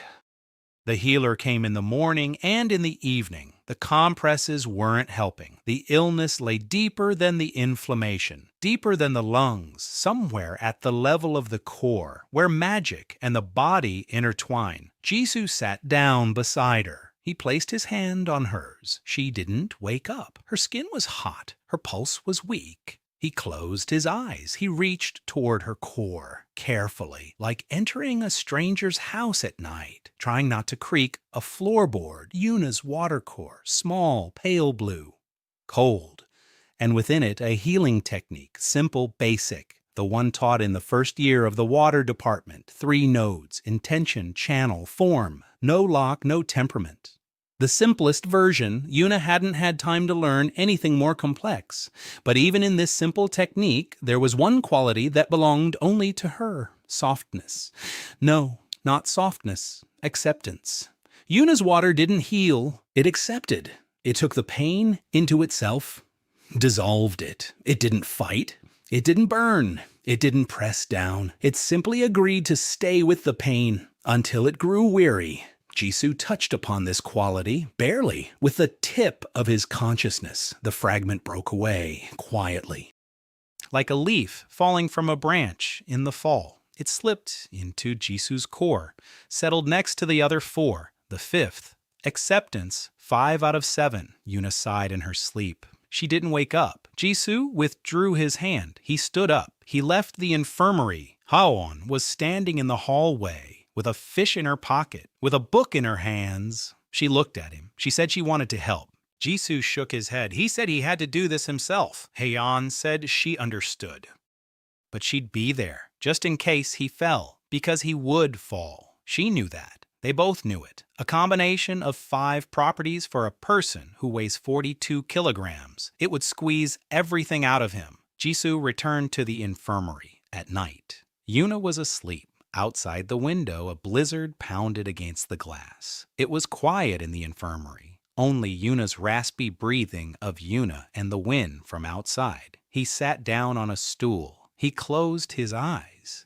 5 properties in the core. Warmth without light, fluidity that remembers form, directionality, residual heat, harmony, 5 properties, 5 threads. He began to gather them. First came the residual heat, ash, the foundation, warm and safe. It stretched outward from Jisoo's core, through his hands, through his fingers, into the air above Yuna's chest. A small cloud of gray warmth hung in the air. Second came fluidity. It embraced the ashes, gave them form. Not rigid, alive. The ashes began to move, slowly, like a sleeping person's breath. Third came directionality. The ashes knew where to go, down, into her lungs, to the place where the disease had made its nest. Fourth, warmth without light, softness. The ashes became invisible, not hot, not bright, just warm, like a mother's hand on her forehead. Fifth, harmony, and that changed everything.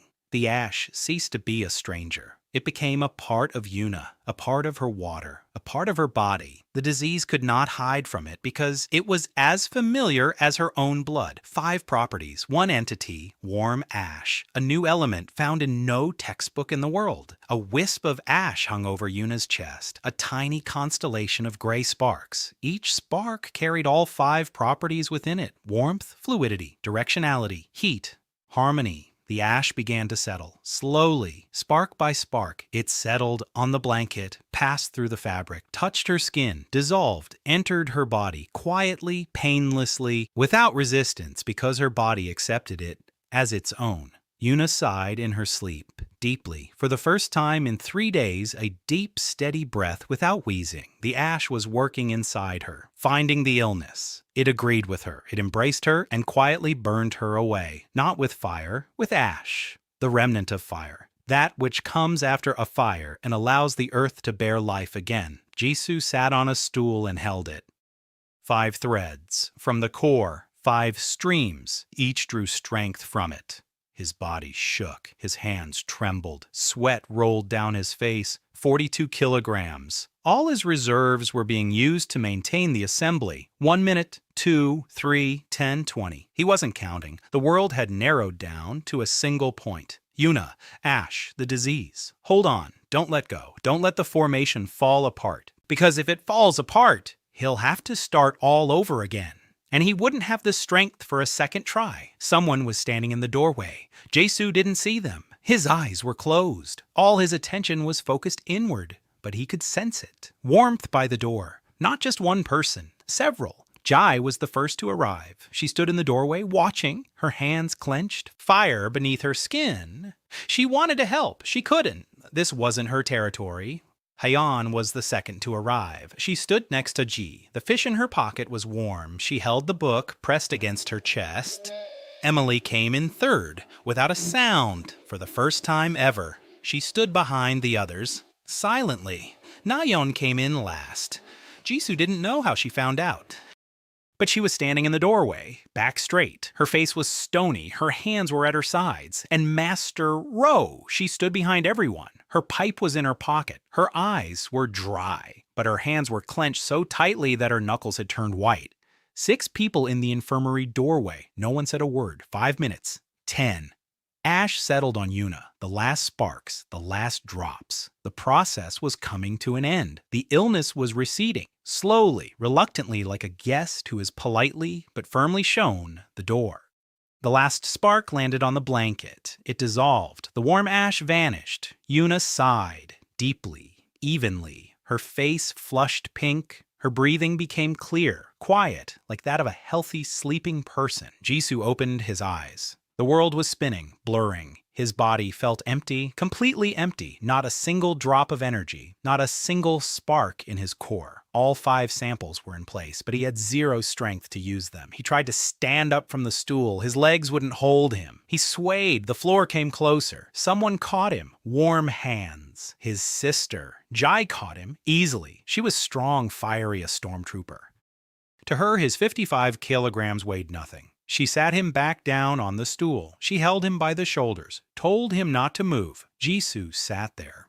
The world gradually stopped doubling. He looked at Yuna. She was asleep, breathing evenly. Her complexion was normal. No fever. He'd done it. Warm ash from 5 samples. An element that doesn't exist. A medicine that doesn't cure, but agrees to stay by the illness's side until it goes away. Silence at the door. Then Emily's voice. Quiet, without irony. For the first time, without irony. In all the time Jisoo had known her. She said he would do this for each of them someday. She said it not as a question, like a statement. No one answered. Jisoo sat on a stool next to Yuna and looked out the window. A blizzard beyond the glass, white snow, a dark sky, winter in Illyrian. First year at the academy, 4 months since he awoke, and he had only just begun. Yuna woke up the next morning. She opened her eyes, she looked at the ceiling, then at the window, then at Jisoo, who was sleeping on a stool next to her bunk.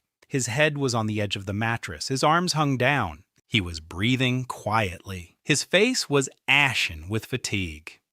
She sat up. Slowly, her body obeyed.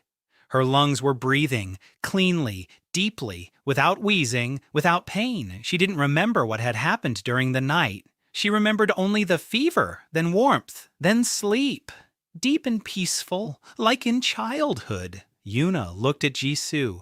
She reached out her hand. She brushed a strand of hair from his forehead, quietly, so as not to wake him.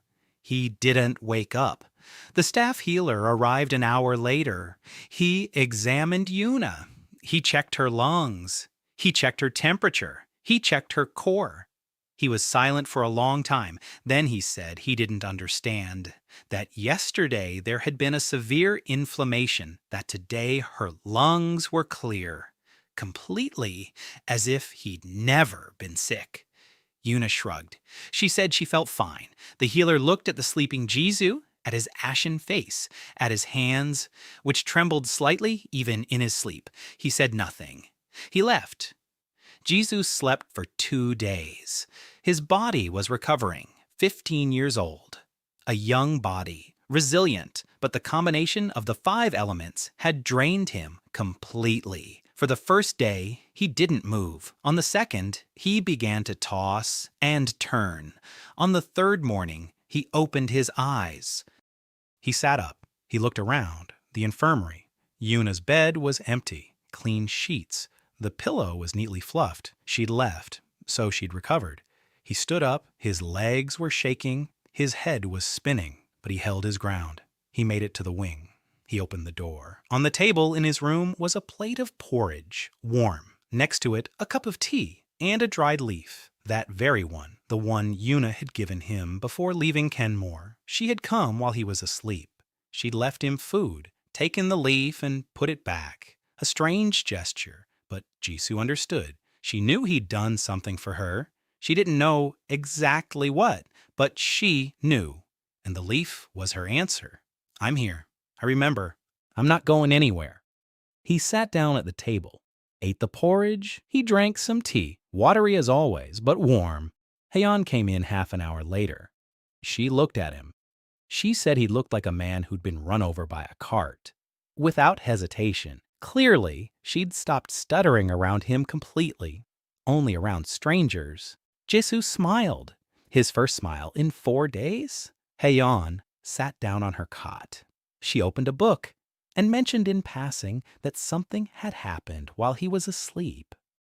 People had come to the wing, not students, adults wearing white gloves. They asked about the Chaos One. They asked politely. They smiled. Heian didn't open the door. She said no one was there. They left. But one of them stood at the academy gates for another hour. He looked at the wing. White gloves, polite smiles, the Church of the Single Flame, the Inquisition. Jisoo finished his tea. He set the cup down. His hands weren't shaking anymore. They'd found him. Sooner than he'd expected. In his past life, the Inquisition had tracked down the Chaos One 6 months after the ceremony. This time, it took 4 months. The trick with the teapot, a fish for Heian. Naeon's stone garden, warm ashes for Yuna.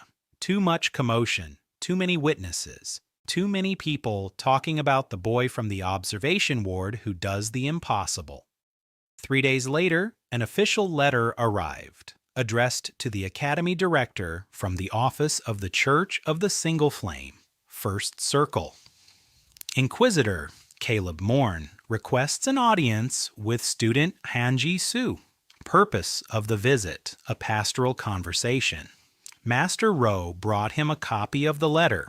That evening, she went into the wing. She closed the door. She took out a cigarette. She didn't light it. She just held it in her hands. She said that Morn would arrive in a week. She said that the director couldn't refuse the church. She said that the audience would take place in the Academy's reception hall, officially, in front of witnesses. Now that means they won't touch him right now. A pastoral conversation isn't an arrest. It's a conversation, an assessment, a test. Morn will come to take a look at him, to assess the threat, to decide whether to act now or wait. Rose said that Morn is dangerous, not through force, through his words. He knows how to speak in such a way that a person walks right into a cage of their own accord. He considers this kindness. He sincerely believes he's saving souls. That's worse than if he were simply cruel. You can provoke a cruel person, make them slip up, but not a believer. Jisoo nodded. He said he was ready. Ro looked at him for a long time. Then she spoke, not as a mentor, but as a person. She told him not to repeat her brother's fate. Jisoo replied that he wouldn't. The week flew by. Morn arrived on Wednesday, a white carriage with the church's golden emblem, 2 escorts, both dressed in white, both with expressionless faces. Security. Morn stepped out of the carriage, tall, thin, around 40 years old, graying temples, calm eyes, white gloves, a gentle, warm smile, like that of a kind uncle who'd brought his nephew a gift. He entered the academy, greeted the director, shook hands with the instructors, every single one. He remembered their names. He asked about their health, about their families, about their work, a true professional. 20 minutes later, everyone around him was smiling, except for Ro. Ro stood against the wall with a cigarette in her teeth, staring at Morn as if she were counting down the seconds until an explosion. An audience, the Academy's reception room. A large room with tall windows, 2 armchairs facing each other, a table between them, tea and cookies on the table. Nice, homey. Jisoo walked in. He sat down in an armchair. Morn sat across from him. He smiled. He said he was pleased to meet him. He said he'd heard a lot. He said he was impressed. Jisoo remained silent. He waited. Morn took off the glove from his right hand. He placed it on the table, a gesture of trust, an open palm. He said he wanted to understand, not to judge, to understand. What drives the boy who chose the empty bowl? Jisoo said the bowl wasn't empty. Morn nodded. He agreed. He said it was a matter of terminology, a colorless flame. Chaos. The name didn't matter. What mattered was what lay behind it. He asked what lay behind it. For Jisoo, personally. Jisoo thought for 3 seconds. Then he answered. He said that behind the chaos lay the ability to see the mechanism, not the elements, people. To see what's breaking inside and fix it. Morn listened. He nodded. He smiled. Then he spoke quietly. He said that 200 years ago, another boy had said the very same thing, and the world had nearly collapsed. Silence. Jisoo looked at Morn. Morn looked at Jisoo. 2 armchairs, a table, tea, cookies, and 200 years of dead children between them. Morn didn't leave. He stayed at the academy for a week. He got the director's permission, a guest room in the main building. Every day, he came to the reception area. Every day they talked. An hour, 2, sometimes 3. Morn didn't make threats. He didn't pressure him. He didn't intimidate him. He asked questions, intelligent ones, precise ones. Each question was like a scalpel, cutting away layer by layer, getting to the heart of the matter. On the second day, he asked how Jisoo knew about the structure of spells. Jisoo replied that he could see it. Morny nodded. He asked if he could see the structure of people, not machines, people, their fears, their weaknesses. Jisoo remained silent. Morn smiled. He said that silence was also an answer. On the third day, he asked about the fish Heian. How did he know that the lock drew on life force? How did he know how to create an intermediary? This was knowledge found in no textbook, in no accessible source. Where did it come from? Jisoo said he'd figured it out on his own. Morn nodded. He said he believed him. He said that was exactly what troubled him. A 15-year-old boy who in 4 months had figured out what masters couldn't figure out in a lifetime. That was either genius or something else. On the 4th day, the conversation turned personal. Morn talked about himself. He was born in a small town in the south. He chose fire at 15, 4th rank. Nothing outstanding. He joined the church not out of calling, but because he had nowhere else to go. He said he met his first Chaos Walker at 22. A boy, 12 years old, even before the ceremony. Already showing signs? Morn was supposed to take him to the temple for an examination. He did. 3 days later, the boy died in the temple, officially core failure. Morn stood by the body and couldn't breathe. Then he went to the senior priest. He asked what had happened. The priest explained. He spoke of chaos, of what it does to the world, of the failures, about how every chaos touched, if not stopped, becomes a source of destruction, that the death of one child saves thousands. Morn believed it, not right away. A year later, 3 years later, 10 years later, every year his faith grew stronger because every year the failures grew worse, and there were fewer and fewer chaos touched, so there is a connection. So the priest was telling the truth. 20 years, 9 names in the diary, 9 children he had set right, personally, with his own hands. And he prays for each one every evening. Morn recounted this calmly, without remorse, without pride, like a doctor describing a complex operation, a necessary one, a painful one, life-saving. Jisoo listened. His expression didn't change. Inside, he felt cold, not out of anger, out of understanding. Morn wasn't evil, Morn was wrong. That's worse. An evil person can be stopped. A person who is wrong must be persuaded otherwise. And there's only one way to persuade a man who spent 20 years killing children to save the world, to show him that the world can be saved another way. On the 5th day, Jisoo spoke first. He asked if Morn knew that the rifts didn't appear by chance, that every rift arises at the site where a Chaos Walker was slain, that the more Chaos Walkers are killed, the more rifts there are. Morn froze. The smile didn't leave his face, but his eyes changed. They grew hard. He said that was heresy, that the rifts were a test from God, that the connection to the chaos worshippers was a coincidence. Jisoo said he had proof, records from the House of Earth's surveyors, 193 years worth of data. Every rift is tied to an execution date, every single one, without exception. Morn removed his second glove. He placed it on the table. Both palms were open, empty. He spoke quietly. He said that if this were true, then he hadn't killed 9 children, but had created 9 failures. That, through his own hands, the world had become a worse place. That 20 years of his faith had been a mistake. Then he said that this couldn't be true, because if it were true, he'd have no reason to live. Silence. 2 armchairs, a table, cold tea, 2 people. One knows the truth, the other fears it more than death. Jisoo said that the truth doesn't change the fact that Morn believed sincerely that a mistake isn't a fault if you didn't know.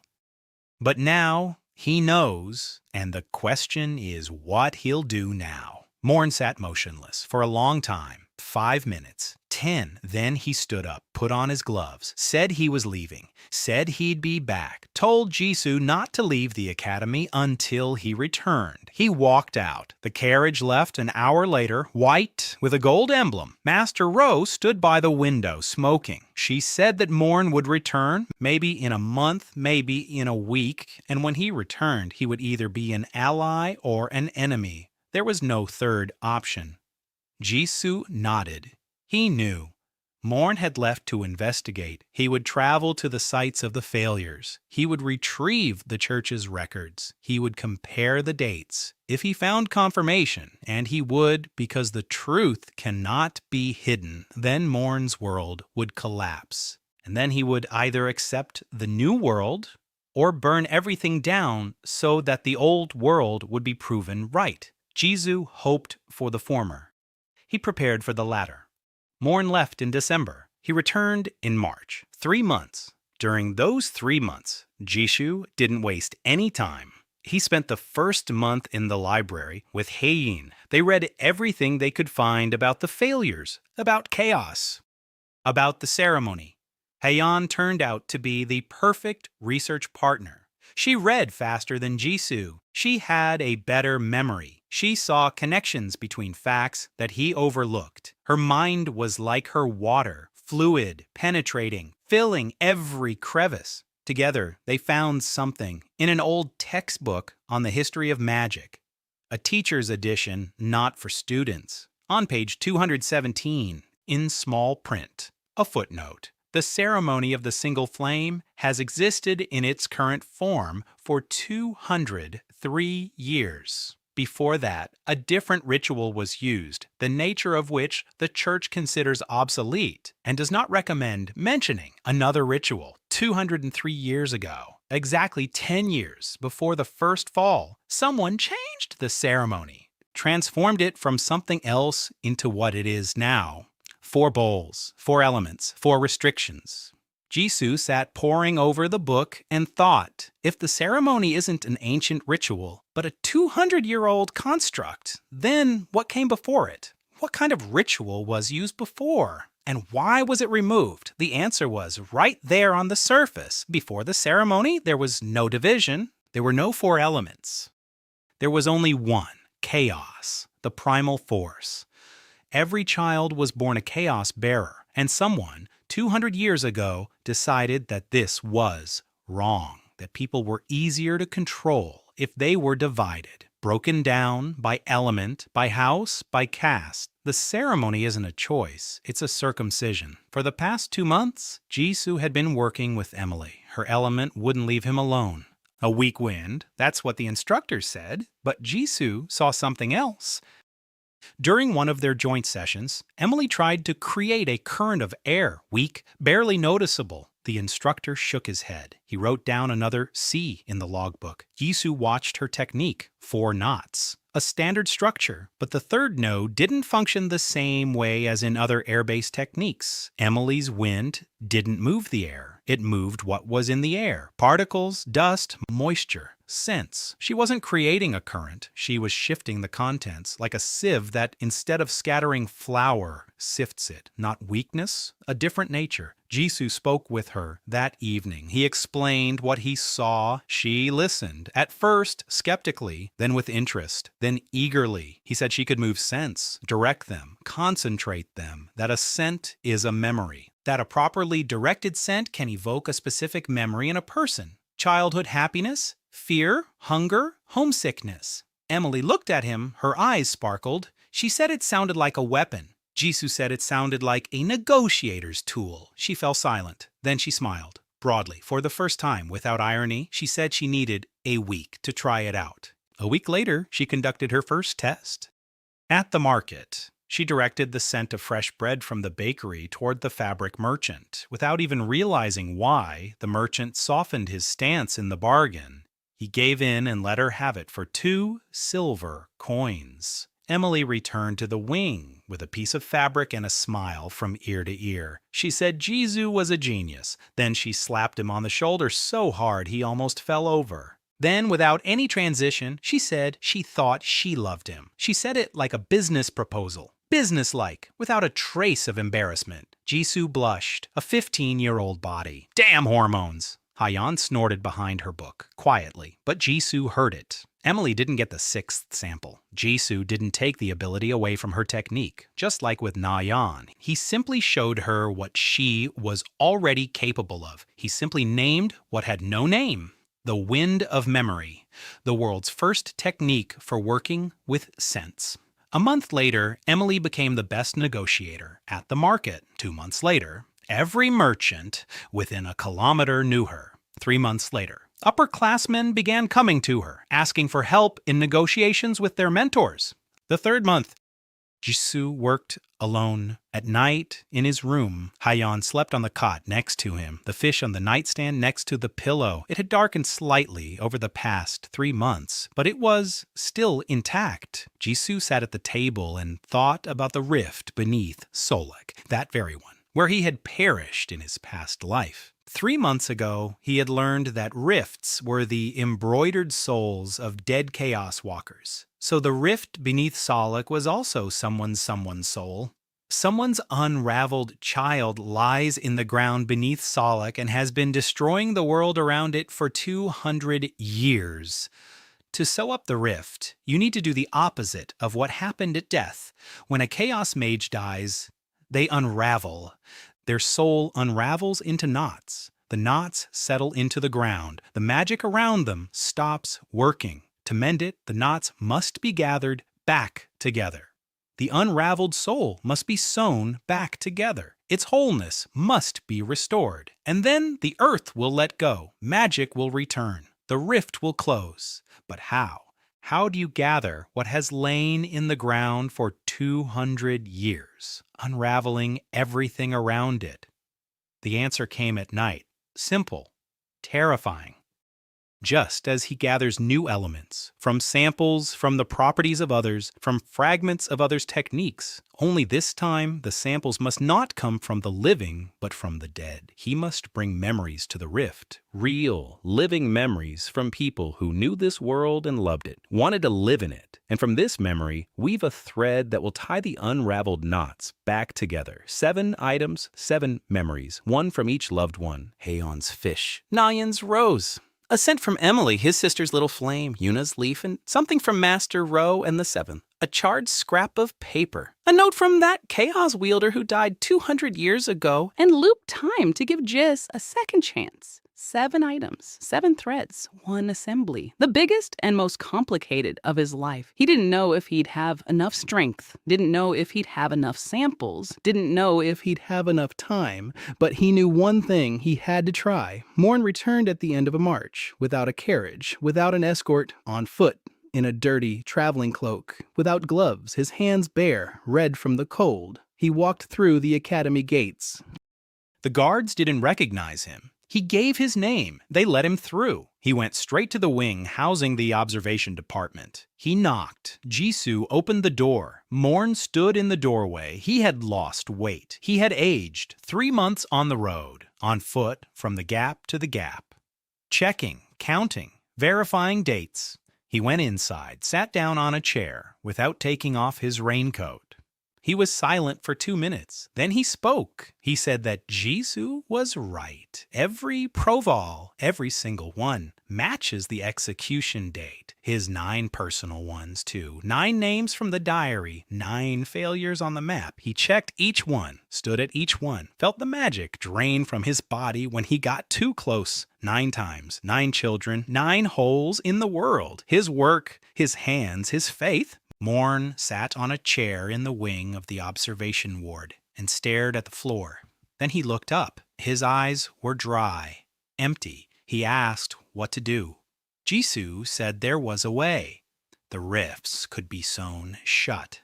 The earth could be restored. The holes could be closed. But to do that, they'd have to reach the rift, and the church wouldn't allow it. Morn was silent. Then he nodded.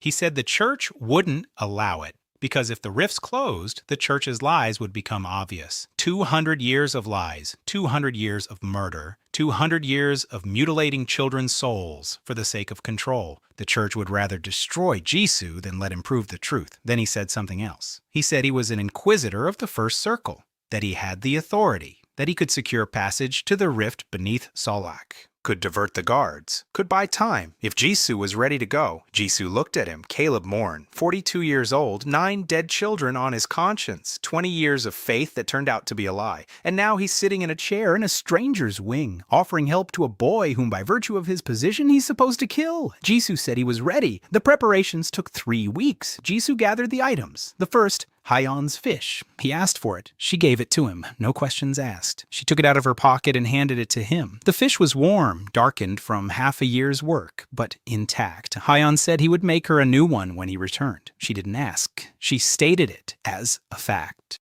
Second, Nayan's rose. The gray granite rose had been lying on his desk ever since the day Nayan had placed it there silently and left. He took it. Third, the vial from Emily.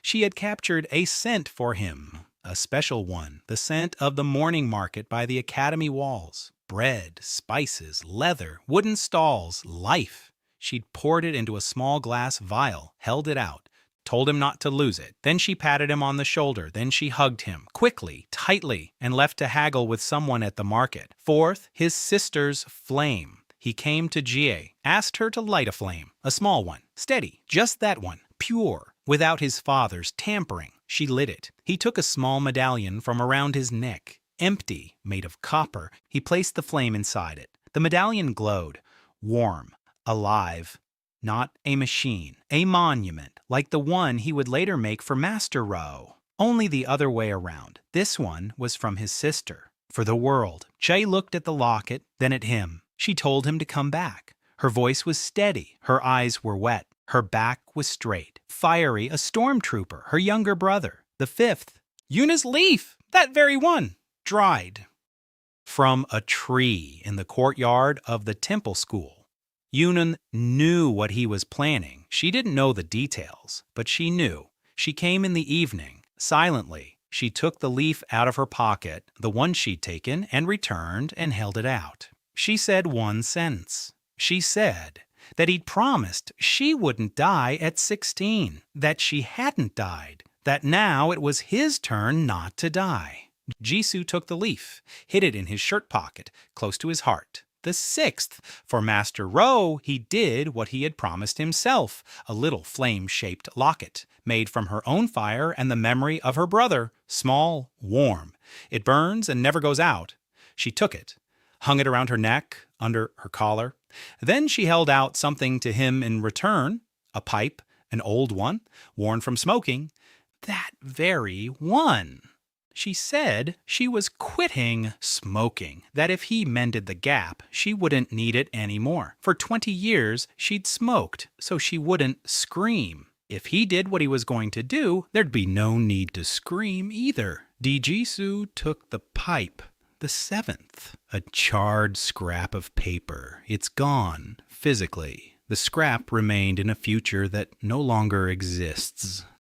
In the hand of the dead, Jisoo, at the edge of the abyss beneath Shalak. But the memory of it remains. One word, chaos, the final technique of the Chaos Master, who died 200 years ago. a note that bent time, that gave a second chance. Jisoo couldn't bring the scrap, but he could bring the word. He could write it again on a blank sheet of paper with his own hand, in the same handwriting, with the same pain, with the same meaning.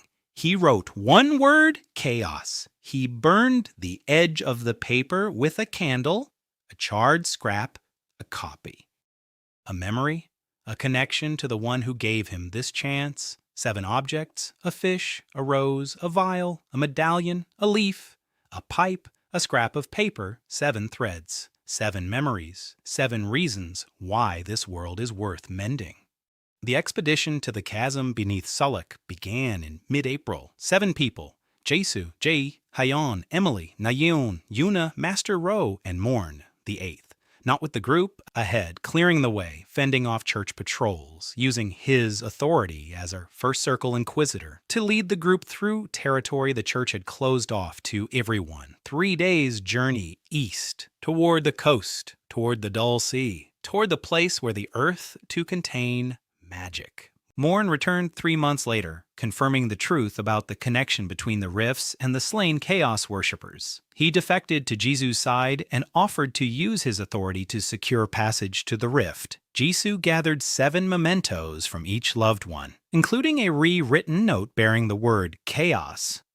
An 8-person expedition set out for the rift beneath Sulak. The rift beneath Sulak opened before them on the 4th day of their journey. First came a sensation. A kilometer from the edge, the magic began to fade, like a sound being muffled, like a light growing dim. The fire in Jia's medallion flickered. The fish Hayeon grew cold in Jisoo's pocket. The air grew heavy, thick, dead. Then they saw it, a circle, 300 meters in diameter. The inside was gray, not brown, not black. Gray, the color of ash, the color of oblivion. No grass grew. The rocks were cracked. Dead trees stood along the edge, white trunks stripped of bark, like bones. The chasm beneath Sulak, the place where Jisoo had perished in his past life. The place where, 200 years ago, the Chaos Walker, whose name he'd found in the archives, had been killed. Rin Teso, 14 years old, executed for heresy. His torn soul had lain in this earth for nearly 2 centuries, and every year the chasm grew. Centimeter by centimeter, devouring the world. Morn stood 20 paces away from the group, his back to the chasm, facing the road, guarding. His men had blocked the approaches an hour before their arrival. He said they had until dawn. Then an inspection team would arrive from the capital. Then there would be questions to which he would have no answers. Night. A wind from the sea. Cold, salty. The dim sea on the horizon.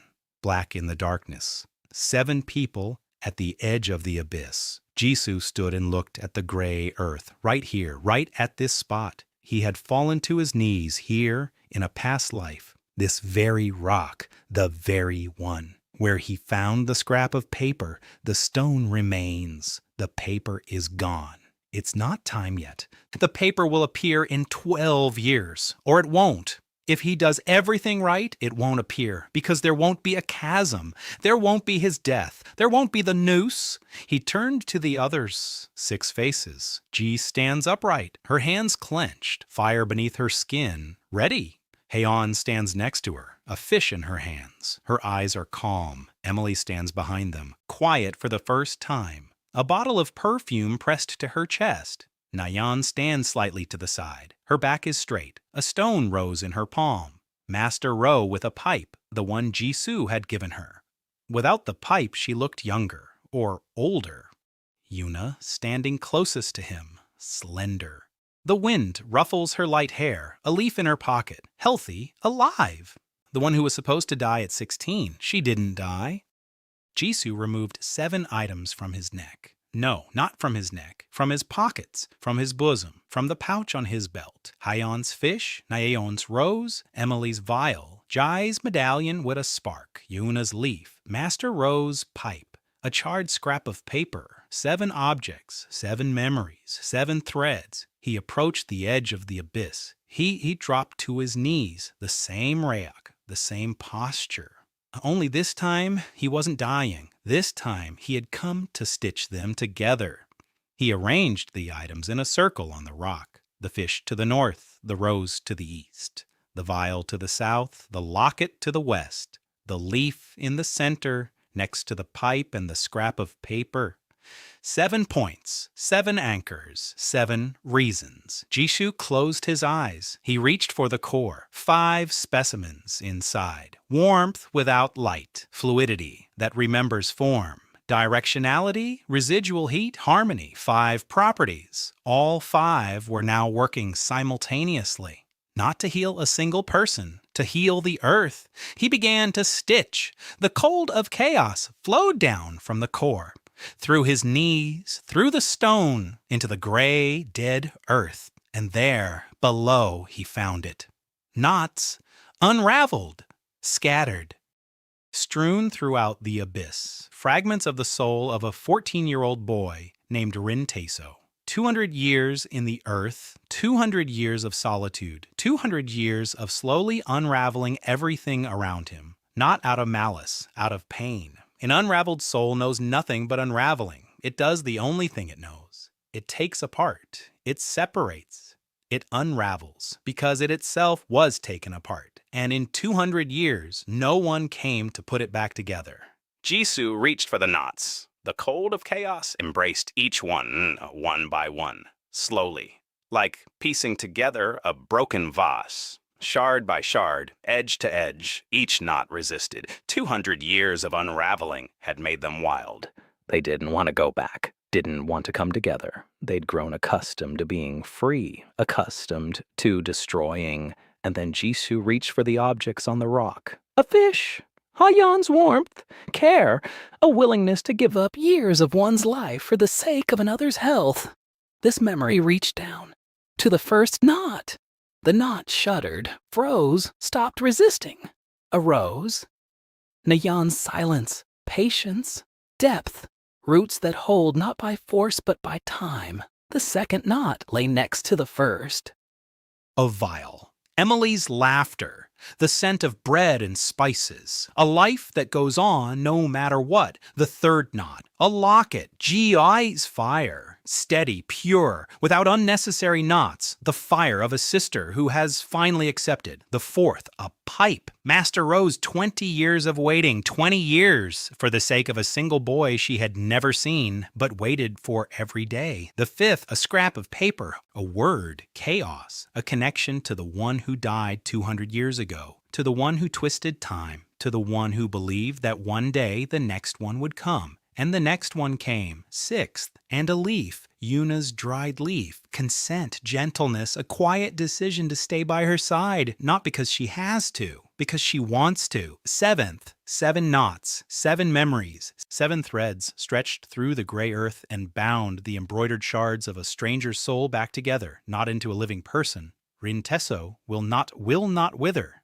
200 years is too long, but his soul is no longer torn apart. It is whole, complete, quiet, at peace, ready to let go. The earth trembled. Jisoo felt it in his knees, a slight tremor, then stronger, then it subsided. A thin, colorless thread rose from the earth, trembling, fragile, like the first ray of sunlight after night. The thread reached out toward every object in the circle. It touched the fish, the rose, the vial, the medallion, the pipe, the scrap of paper. Then it stretched further, toward the people, toward Ji, toward Haeyeon, toward Emily, toward Nayeon, toward Master Ro, toward Yoon. It touched each one gently, like a farewell, like gratitude. Then it stretched toward Morn. The Inquisitor stood with his back turned, guarding. The thread touched his shoulder. Morn flinched. He turned around. He looked at the thread, then at Jisoo, at the gray earth that was slowly changing, becoming darker, browner, more alive. The thread touched his bare arm. Morn didn't pull away. He stood and watched. A single tear rolled down his cheek, one in 20 years. For the 9 names in the diary.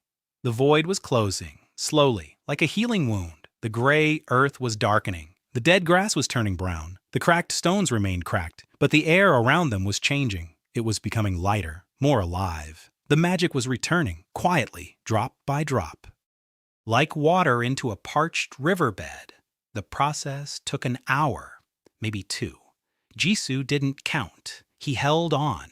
7 threads, 5 samples, his entire body, all his will, everything he had inside him. When the last knot fell into place and the last thread dissolved into the earth, Jisoo opened his eyes. The world was blurry, dark. His body was empty, completely. Like after gathering the ashes for Yuna, but 10 times worse. He tried to stand up. His knees wouldn't hold him. He sat down right on the ground, the very same ground that a minute ago had been gray and lifeless. Now it was just earth cold, wet with night dew, alive. Yuna approached first silently, as always. She sat down beside him. She leaned her shoulder against him. A warm shoulder, alive, healthy.